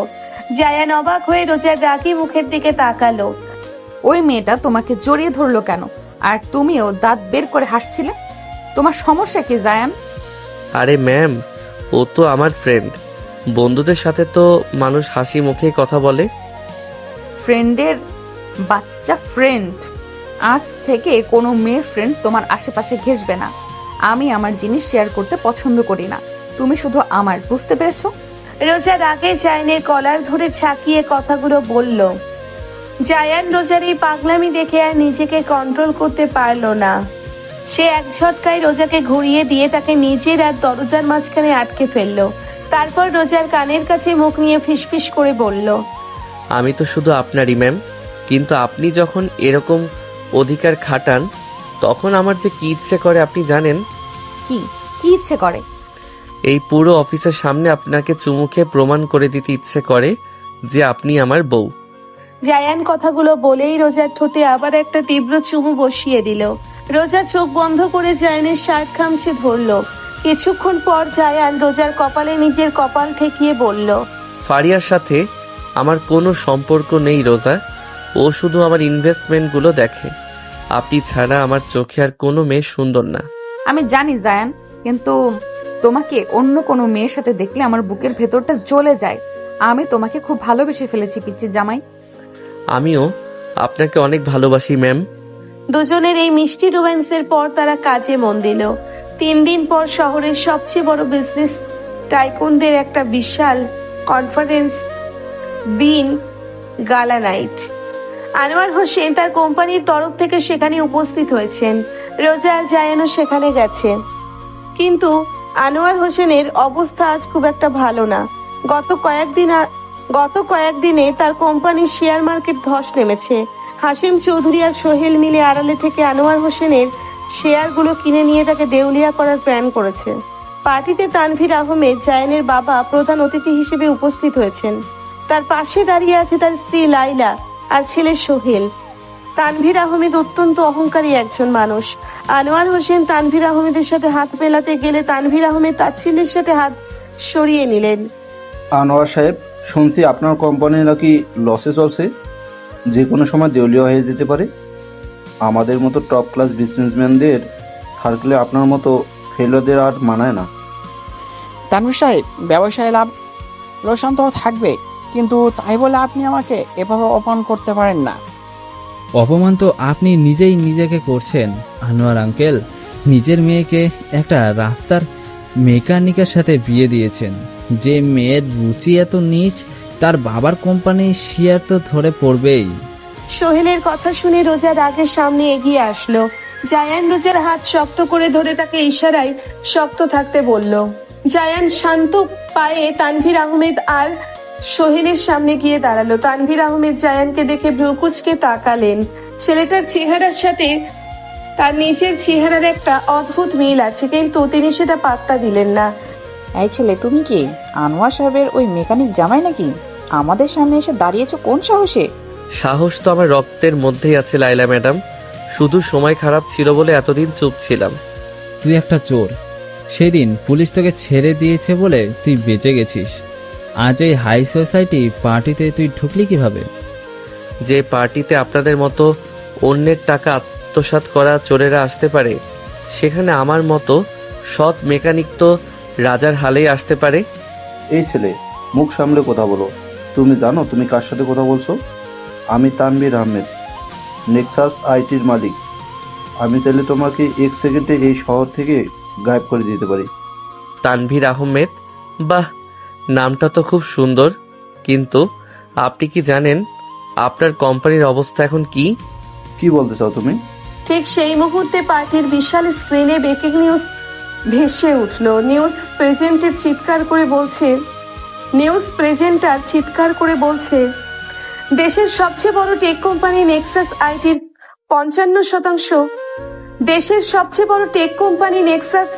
আইটির 50% শেয়ার গোপনে কিনে নিয়েছে এক রহস্যময় ইনভেস্টর। তানভীর আহমেদ এখন আর তার কোম্পানির একক মালিক নন। খবরটা শুনে তানভীর আহমেদ, লাইলা আর সোহেলের মাথায় আকাশ ভেঙে পড়ল। পুরো পার্টিতে হট্টগোল শুরু হয়ে গেল। আনোয়ার হোসেন আর রোজা অবাক হয়ে স্ক্রিনের দিকে তাকিয়ে আছে। বাবা, এটা কিভাবে সম্ভব? আমাদের কোম্পানির শেয়ার কে কিনবে? তখন পার্টির মেইন গেট দিয়ে স্টাইলিশ ভঙ্গিতে প্রবেশ করলো ফারিয়া, তার সাথে একদল ব্ল্যাক স্যুট পরা বডিগার্ড। ফারিয়া সোজা তানভীর আহমেদের সামনে এসে দাঁড়ালো। হ্যালো মিস্টার তানভীর, আমি ফারিয়া, আপনার কোম্পানির সেই 50% শেয়ার হোল্ডারের লিগ্যাল অ্যাডভাইসর। কে আপনার বস? কে আপনার কোম্পানির শেয়ার কিনেছে? আমি তার সাথে কথা বলতে চাই। আমার বস তো আপনার সামনেই দাঁড়িয়ে আছেন মিস্টার তানভীর। ফারিয়া মুচকি হেসে জায়ানের দিকে ইশারা করলো। পুরো পার্টিতে পিন পতন নীরবতা। রোজা চোখ বড় বড় করে জায়ানের দিকে তাকালো। এই আস্থা ছেলেটা এই মেকানিক আমার কোম্পানির শেয়ার কিনেছে? এটা হতে পারে না। এটা তো কেবল শুরু তানভীর সাহেব। আপনি তো টাকার অহংকারে নিজের রক্তকেও রাস্তায় ফেলে দিতে দ্বিধা করেন নাই। মনে আছে আজ থেকে 15 বছর আগে আপনার প্রথম স্ত্রী আর আপনার একমাত্র ছেলেকে এই লায়লা ম্যাডামের কথায় বিশ্বাস করে আপনি ঘাড় ধাক্কা দিয়ে বের করে দিয়েছিলেন? আনোয়ার হোসেনের মুখ হা হয়ে গেল। তানভীর আহমেদ চমকে উঠে জায়ানের দিকে তাকালেন। জায়ানের কথা শুনে তানভীর আহমেদের বুকের ভেতরটা কেঁপে উঠল। তিনি ভালো করে জায়ানের চোখের দিকে তাকালেন। 15 বছর আগে সেই ছোট্ট ছেলেটার জেদি চোখের সাথে এই ছেলেটার হুবহু মিল। তানভীর আহমেদের গলা শুকিয়ে গেল। তুই কি জায়ান? আমার ছেলে জায়ান?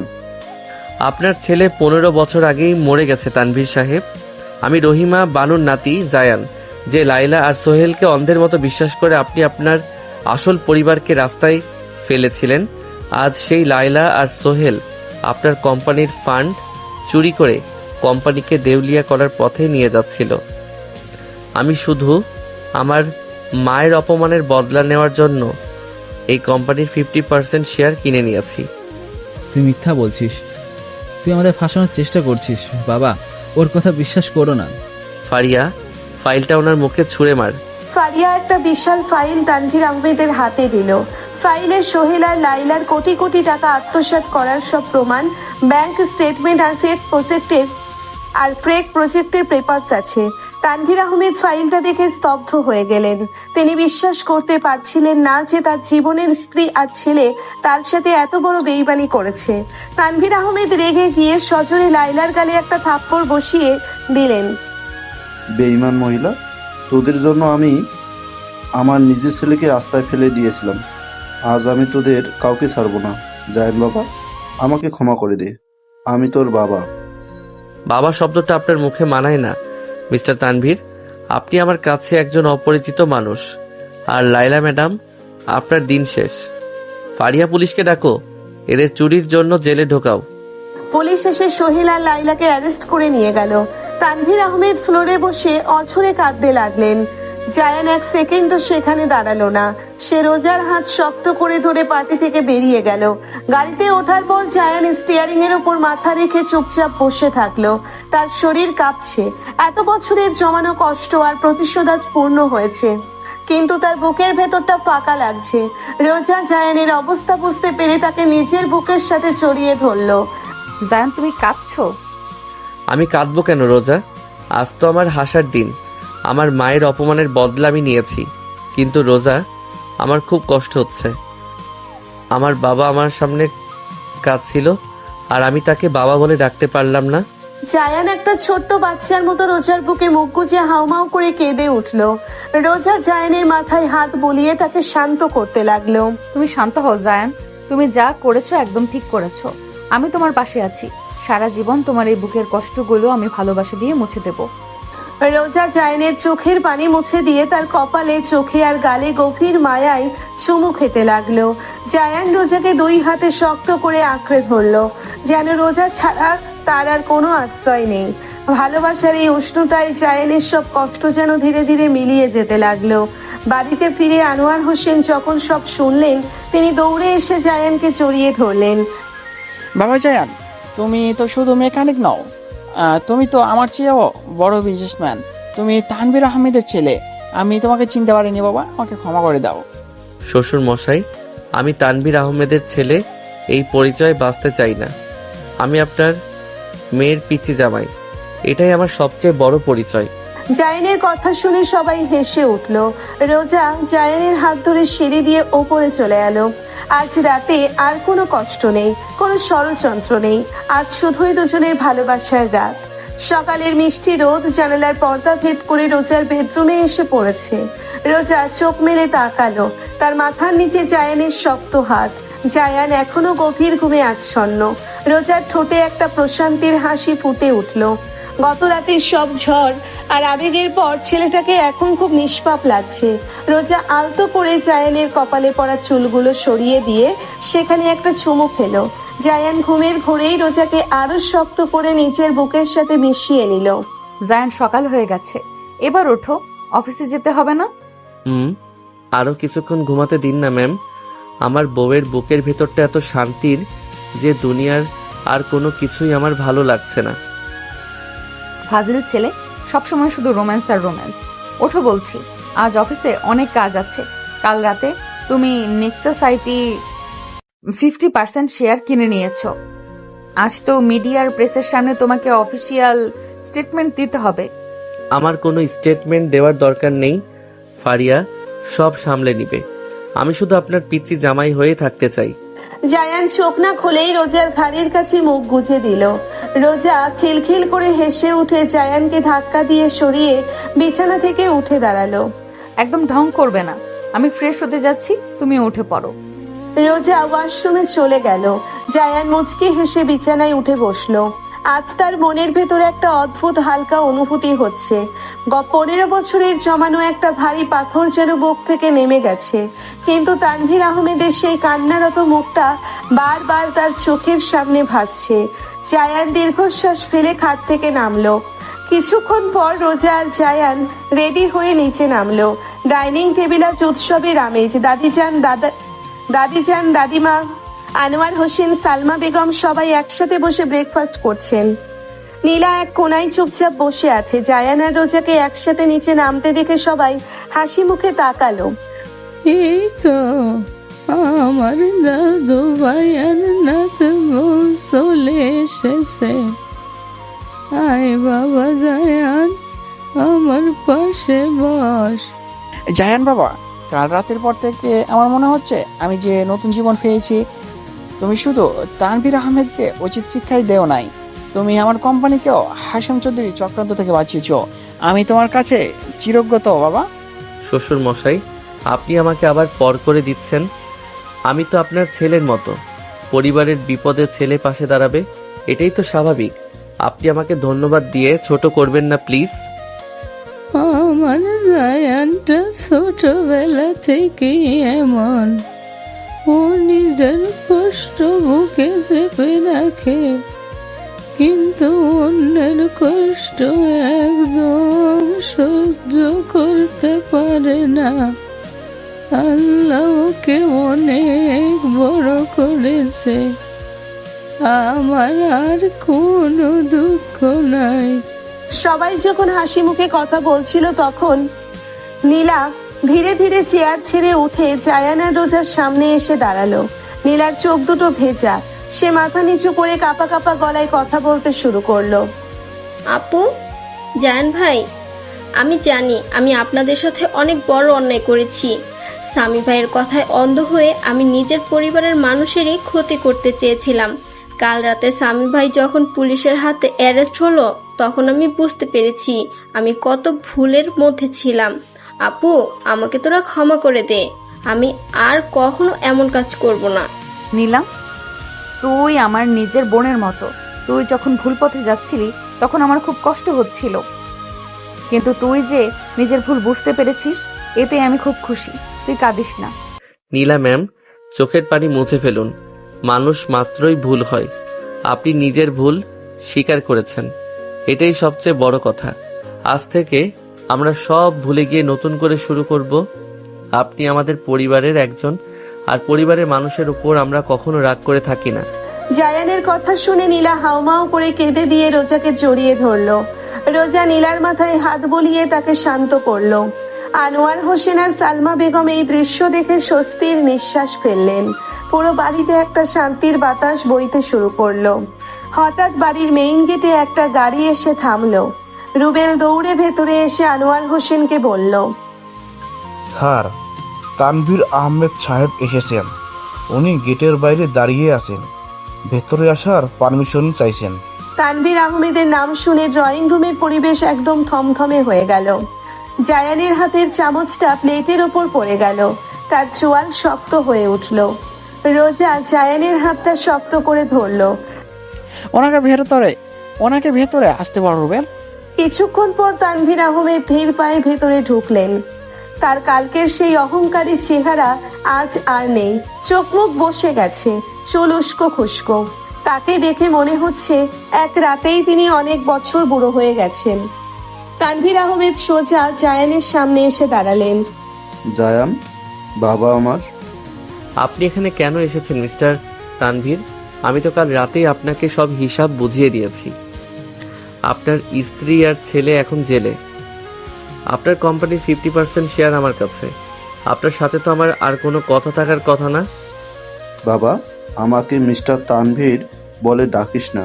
আমি জানি আমি তোর মায়ের সাথে অনেক বড় অন্যায় করেছি। আমি লালার রূপের মোহে আর সোহেলের মায়ায় অন্ধ হয়ে গিয়েছিলাম। আমি বুঝতে পারিনি ওরা আমাকে ভেতর থেকে শেষ করে দিচ্ছে। আমি আমার নিজের রক্তকে রাস্তায় ফেলে দিয়েছিলাম। আমি একটা পাষাণ বাবা, আমাকে তুই ক্ষমা করে দে বাবা। তানভীর আহমেদ কথাগুলো বলতে বলতে হাউমাউ করে কেঁদে উঠলেন। তিনি হঠাৎ করে জায়ানের পায়ের কাছে বসে পড়ে তার পা জড়িয়ে ধরলেন। সবাই চমকে উঠল। এসব কি করছেন আপনি? পা ছাড়ুন আমার। আমি পাস হারবো না জায়ান। তুমি আমাকে বাবা বলে না ডাকা পর্যন্ত আমি এখান থেকে উঠবো না। আমি আমার সব সম্পত্তি, আমার পুরো কোম্পানি তোর নামে লিখে দেবো। তুই শুধু আমাকে একবার ক্ষমা করে দে। আমি খুব একা হয়ে গেছি রে বাবা। জায়ান সাথে সাথে পিছিয়ে গেল। জায়ানের বুকের ভেতরটা দুমড়ে মুচড়ে যাচ্ছে। যে বাবার একটু স্নেহের জন্য সে ছোটবেলায় রাস্তায় রাস্তায় কেঁদেছে, আজ সেই বাবা তার পায়ের কাছে পড়ে কাঁদছে। জায়ান চোখ বন্ধ করে নিল। তার চোখ দিয়ে এক ফোঁটা পানি গড়িয়ে পড়ল। রোজা আর নিজেকে ধরে রাখতে পারল না। সে তানভীর আহমেদকে ধরে ওঠালো। আঙ্কেল, আপনি প্লিজ এভাবে ভেঙে পড়বেন না। জায়ান তো আপনারই ছেলে। ও আপনার উপর রাগ করে থাকলেও ও আপনাকে ঠিকই ভালোবাসে। তানভীর সাহেব, আপনি আজ নিজের ভুল বুঝতে পেরেছেন, এটাই অনেক। আমি তো জায়ানকে নিজের নাতির মতো বড় করেছি। আমি জানি ওর মনের ভেতরে কোনো অহংকার নাই। ও আপনাকে ঠিকই ক্ষমা করে দিবে। জায়ান চোখ মুছে তানভীর আহমেদের দিকে তাকালো। তার গলা ধরে আসছে। আপনি সম্পত্তি দিয়ে আমার মায়ের চোখের পানি আর আমার ছোটবেলার কষ্ট কিনতে পারবেন না। আমি আপনার টাকা বা সম্পত্তির লোভ করি না। আমি নিজের যোগ্যতায় ফারিয়ার সাথে মিলে একটা আইটি ফার্ম দাঁড় করিয়েছি। সেখান থেকে আমি আপনার কোম্পানির শেয়ার কিনেছি। আমি আপনার কোম্পানি আপনাকে ফিরিয়ে দিব। আমার কোম্পানি লাগবে না বাবা, আমার শুধু তোকে লাগবে। তুই আমাকে ক্ষমা করছিস? একজন বাবা যখন তার সন্তানের কাছে মাথা নত করে তখন সন্তানের আর কিছু বলার থাকে না। আমি আপনাকে ক্ষমা করে দিয়েছি বাবা। বাবা ডাক্তার শুনে তানভীর আহমেদ শিশুর মতো কেঁদে উঠে জায়ানকে শক্ত করে বুকে জড়িয়ে ধরলেন। জায়ানও আর নিজেকে ধরে রাখতে পারল না। সেও তার বাবাকে জড়িয়ে ধরে ডুকরে কেঁদে উঠল। 15 বছরের জমানো সব অভিমান, সব কষ্ট যেন আজ এই কান্নার মাধ্যমে ধুয়ে মুছে পরিষ্কার হয়ে গেল। ড্রয়িং রুমের সবার চোখেই আজ আনন্দ অশ্রু। রোজার বুকটা আজ গর্বে ফুলে উঠেছে। তার পিচ্ছির জামাইটা আসলেই একটা হীরের টুকরা। এত ক্ষমতা, এত টাকা থাকার পরেও ছেলেটার মনের ভেতর এক বিন্দু অহংকার নাই। কিছুক্ষণ পর পরিবেশ শান্ত হলো। তানভীর আহমেদ রোজার মাথায় হাত রেখে দোয়া করলেন। মা রোজা, তুমি আমার ছেলেকে একটা নতুন জীবন দিয়েছো। তুমি না থাকলে ও হয়তো অন্ধকারের দিকেই চলে যেত। তুমি আমার জায়ানকে সবসময় এমন ভালোবেসে আগলে রেখো। আপনি নিশ্চিন্ত থাকুন আঙ্কেল, আপনার ছেলেকে আমি আমার চোখের আড়াল হতে দেব না। আমি আজই লায়লা আর সোহেলকে ত্যায্য করার আইনি ব্যবস্থা করব। আর জায়ান, তুই আমার সাথে আমাদের বাড়িতে চল বাবা। না বাবা, আমি এই বাড়িতেই থাকব। শ্বশুর মশাই আর আমার বউ আমাকে যে ভালোবাসা আর সম্মান দিয়েছে সেটা আমি ছেড়ে যেতে পারবো না। আমি আপনাদের বাড়িতে মাঝে মাঝে গিয়ে দেখা করে আসব।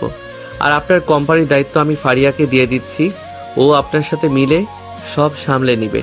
তানভীর আহমেদ হাসি মুখে রাজি হলেন। তিনি দীর্ঘ 15 বছর পর এক বুক শান্তি নিয়ে আনোয়ার হোসেনের বাড়ি থেকে বিদায় নিলেন। আনোয়ার হোসেন জায়ানকে বুকে জড়িয়ে ধরলেন। তুমি আজ প্রমাণ করে দিলে বাবা, আসল বড়লোক টাকা হওয়া যায় না, বড়লোক হয় মন দিয়ে। আমি সত্যি খুব লাকি যে তোমার মতন একটা ছেলে আমার পরিবারের হাল ধরেছে। শ্বশুর মশাই, আপনি শুধু আমাকে একটু ভালোবাসবেন, তাতেই আমি খুশি। দুপুর গড়িয়ে বিকেল হলো। রোজা আর জায়ান আজ অফিসে যায় নাই। সারা বিকেল তারা পরিবারের সবার সাথে আড্ডা দিয়ে কাটিয়েছে। সন্ধ্যার দিকে রোজা নিজের রুমে গিয়ে দেখলো জায়ান রুমে নাই। সে সারা বাড়ি খুঁজলো, কিন্তু কোথাও জায়ানকে পেল না। হঠাৎ মিতু, রোজার সেক্রেটারি, রোজাকে কল করলো। হ্যালো রোজা, তুই এক্ষুনি আমাদের কোম্পানির নতুন প্রজেক্টের সাইডে আয়, একটা জরুরি কাজ আছে। এত সন্ধ্যায় কিসের জরুরি কাজ মিতু? আর জায়ানকে কোথাও দেখছি না, ওকে তোর সাথে আছে? তুই এত প্রশ্ন না করে তাড়াতাড়ি আয়, আমি দেখছি। রোজা অবাক হয়ে ফোন পকেটে রেখে রেডি হয়ে নিল। সে গাড়ি ড্রাইভ করে কোম্পানির নতুন প্রজেক্ট সাইটে পৌঁছলো। জায়গাটা শহরের একটু বাইরে, একটা সুন্দর লেকের পাশে। রোজা গাড়ি থেকে নেমে দেখলো পুরো এলাকাটা অন্ধকার। মিতু, মিতু, কোথায় তুই? এখানে তো কিচ্ছু দেখা যাচ্ছে না। হঠাৎ করে পুরো এলাকায় হাজার হাজার ফেয়ারি লাইট জ্বলে উঠলো। রোজা চমকে গিয়ে চারিদিকে তাকালো। পুরো জায়গাটা লাল গোলাপ আর মোমবাতি দিয়ে অসম্ভব সুন্দর করে সাজানো। মাঝখানে একটা হার্ট শেপের ফুলের স্টেজ, আর সেই স্টেজের ঠিক মাঝখানে একটা ব্ল্যাক স্যুট পরে দাঁড়িয়ে আছে জায়ান। তার হাতে একগুচ্ছ লাল গোলাপ। রোজা নিজের চোখে বিশ্বাস করতে পারছিল না। জায়ান আজ এত সুন্দর করে সেজেছে। জায়ান ধীর পায়ে হেঁটে রোজার সামনে এসে দাঁড়ালো। রোজার বুকের ধুকপুকানি বেড়ে গেল। জায়ান, এসব কি? তুমি এখানে এসব কখন করলে? আমার সিইও বউয়ের জন্য একটা ছোট সারপ্রাইজ ম্যাম। আমাদের বিয়েটা তো হয়েছিল একটা ইমার্জেন্সি সিচুয়েশনে, বিয়ের প্যান্ডেলে দাঁড়িয়ে। আমি তো আপনাকে প্রপোজ করার কোনো সুযোগই পাই নাই। জায়ান কথাগুলো বলে রোজার সামনে এক হাঁটু গেড়ে বসে পড়লো। সে পকেট থেকে একটা ছোট্ট ভেলভেটের বক্স বের করে সেটা খুললো। ভেতরে একটা ভীষণ সুন্দর ডায়মন্ডের রিং জ্বলজ্বল করছে। রোজা, আমি কোনো রাজপুত্র না, আমি শুধুই একজন সাধারণ মানুষ, কিন্তু আমি কথা দিচ্ছি আমি আপনাকে রানীর মতো করে রাখবো। আপনি আমাকে আপনার জীবনের সবচেয়ে খারাপ সময় বিশ্বাস করেছিলেন, আমাকে আপন করে নিয়েছিলেন। আজ আমি সবার সামনে এই চাঁদের আলোর নিচে আপনাকে বলতে চাই, আমি আপনাকে ভালোবাসি রোজা, অনেক অনেক বেশি ভালোবাসি। Will you be mine forever? রোজার দুই চোখ দিয়ে খুশির জল গড়িয়ে পড়তে লাগলো। সে মুখে দুই হাত চাপা দিয়ে অঝরে কাঁদতে লাগলো। এই কান্না কষ্টের না, এই কান্না পূর্ণতার। রোজা দ্রুত মাথা নেড়ে হ্যাঁ সূচক সম্মতি জানালো। Yes, yes Zayan, I will be your for ever. Zayan হাসি মুখে রোজার অনামিকায় ডায়মন্ডের রিংটা পরিয়ে দিল। তারপর উঠে দাঁড়িয়ে রোজাকে শক্ত করে নিজের বুকের সাথে জড়িয়ে ধরলো। রোজা জায়ানের বুকে মাথা রেখে ফুপিয়ে ফুপিয়ে কাঁদতে লাগলো। তুমি এত ভালো কেন জায়ান? তুমি আমাকে এত ভালোবাসা দিয়েছো যে আমার মনে হচ্ছে আমি দুনিয়ার সবচেয়ে সুখী মেয়ে। আপনি তো সুখী হবেনই ম্যাম, কারণ আপনার হাজবেন্ড যে একজন হ্যাকার। আমি তো আপনার মনটা অনেক আগে হ্যাক করে নিয়েছি। ফাজিল ছেলে, সবসময় শুধু ফাজলামো। রোজা চোখ মুছে জায়ানের দিকে তাকালো। জায়ানের চোখের ওই নেশা ধরানো চাহনি দেখে রোজা আর নিজেকে কন্ট্রোল করতে পারলো না। সে দুই হাত দিয়ে জায়ানের গলার কাছে পেঁচিয়ে ধরে নিজের ঠোঁট দুটো জায়ানের ঠোঁটের সাথে মিলিয়ে দিল। জায়ানও রোজার কোমর জড়িয়ে ধরে তাকে শূন্যে তুলে নিল। এই সুন্দর লেকের পারে হাজারো ফেয়ারি লাইট আর মোমবাতির আলোয় দুজনের ঠোঁটের এই মিলন যেন এক রূপকথার গল্পের সমাপ্তি। কিছুক্ষণ পর রোজা হাঁপাতে হাঁপাতে জায়ানকে ছেড়ে দিল। জায়ান, তুমি আমাকে শ্বাস নিতে দিবে না নাকি? শ্বাস নিয়ে কি করবেন ম্যাম? আপনি তো আমার নিঃশ্বাসেই বেঁচে আছেন। বাবা, আমার পিচে জামাই তো দেখে অনেক বড় বড় ডায়লগ মারা শিখে গেছে। পিচ্চি জামাই আর বলবেন না ম্যাম। রাতে যখন আমি আমার আসল রূপ দেখাবো তখন কিন্তু আপনি বলবেন, বাবা গো আমাকে ছেড়ে দাও। বেহায় অসভ্য ছেলে। রোজা লজ্জায় লাল হয়ে জায়ানের বুকে কিল মারতে লাগলো। জায়ান খিলখিল করে হাসতে হাসতে রোজাকে কোলে তুলে নিল। চলুন ম্যাম, এবার বাসায় যাওয়া যাক। দাদিমা কিন্তু পতি পত্নীর জন্য ওয়েট করছে, আজ রাতে অনেক কাজ। যার নামাও আমাকে, কেউ দেখে ফেলবে।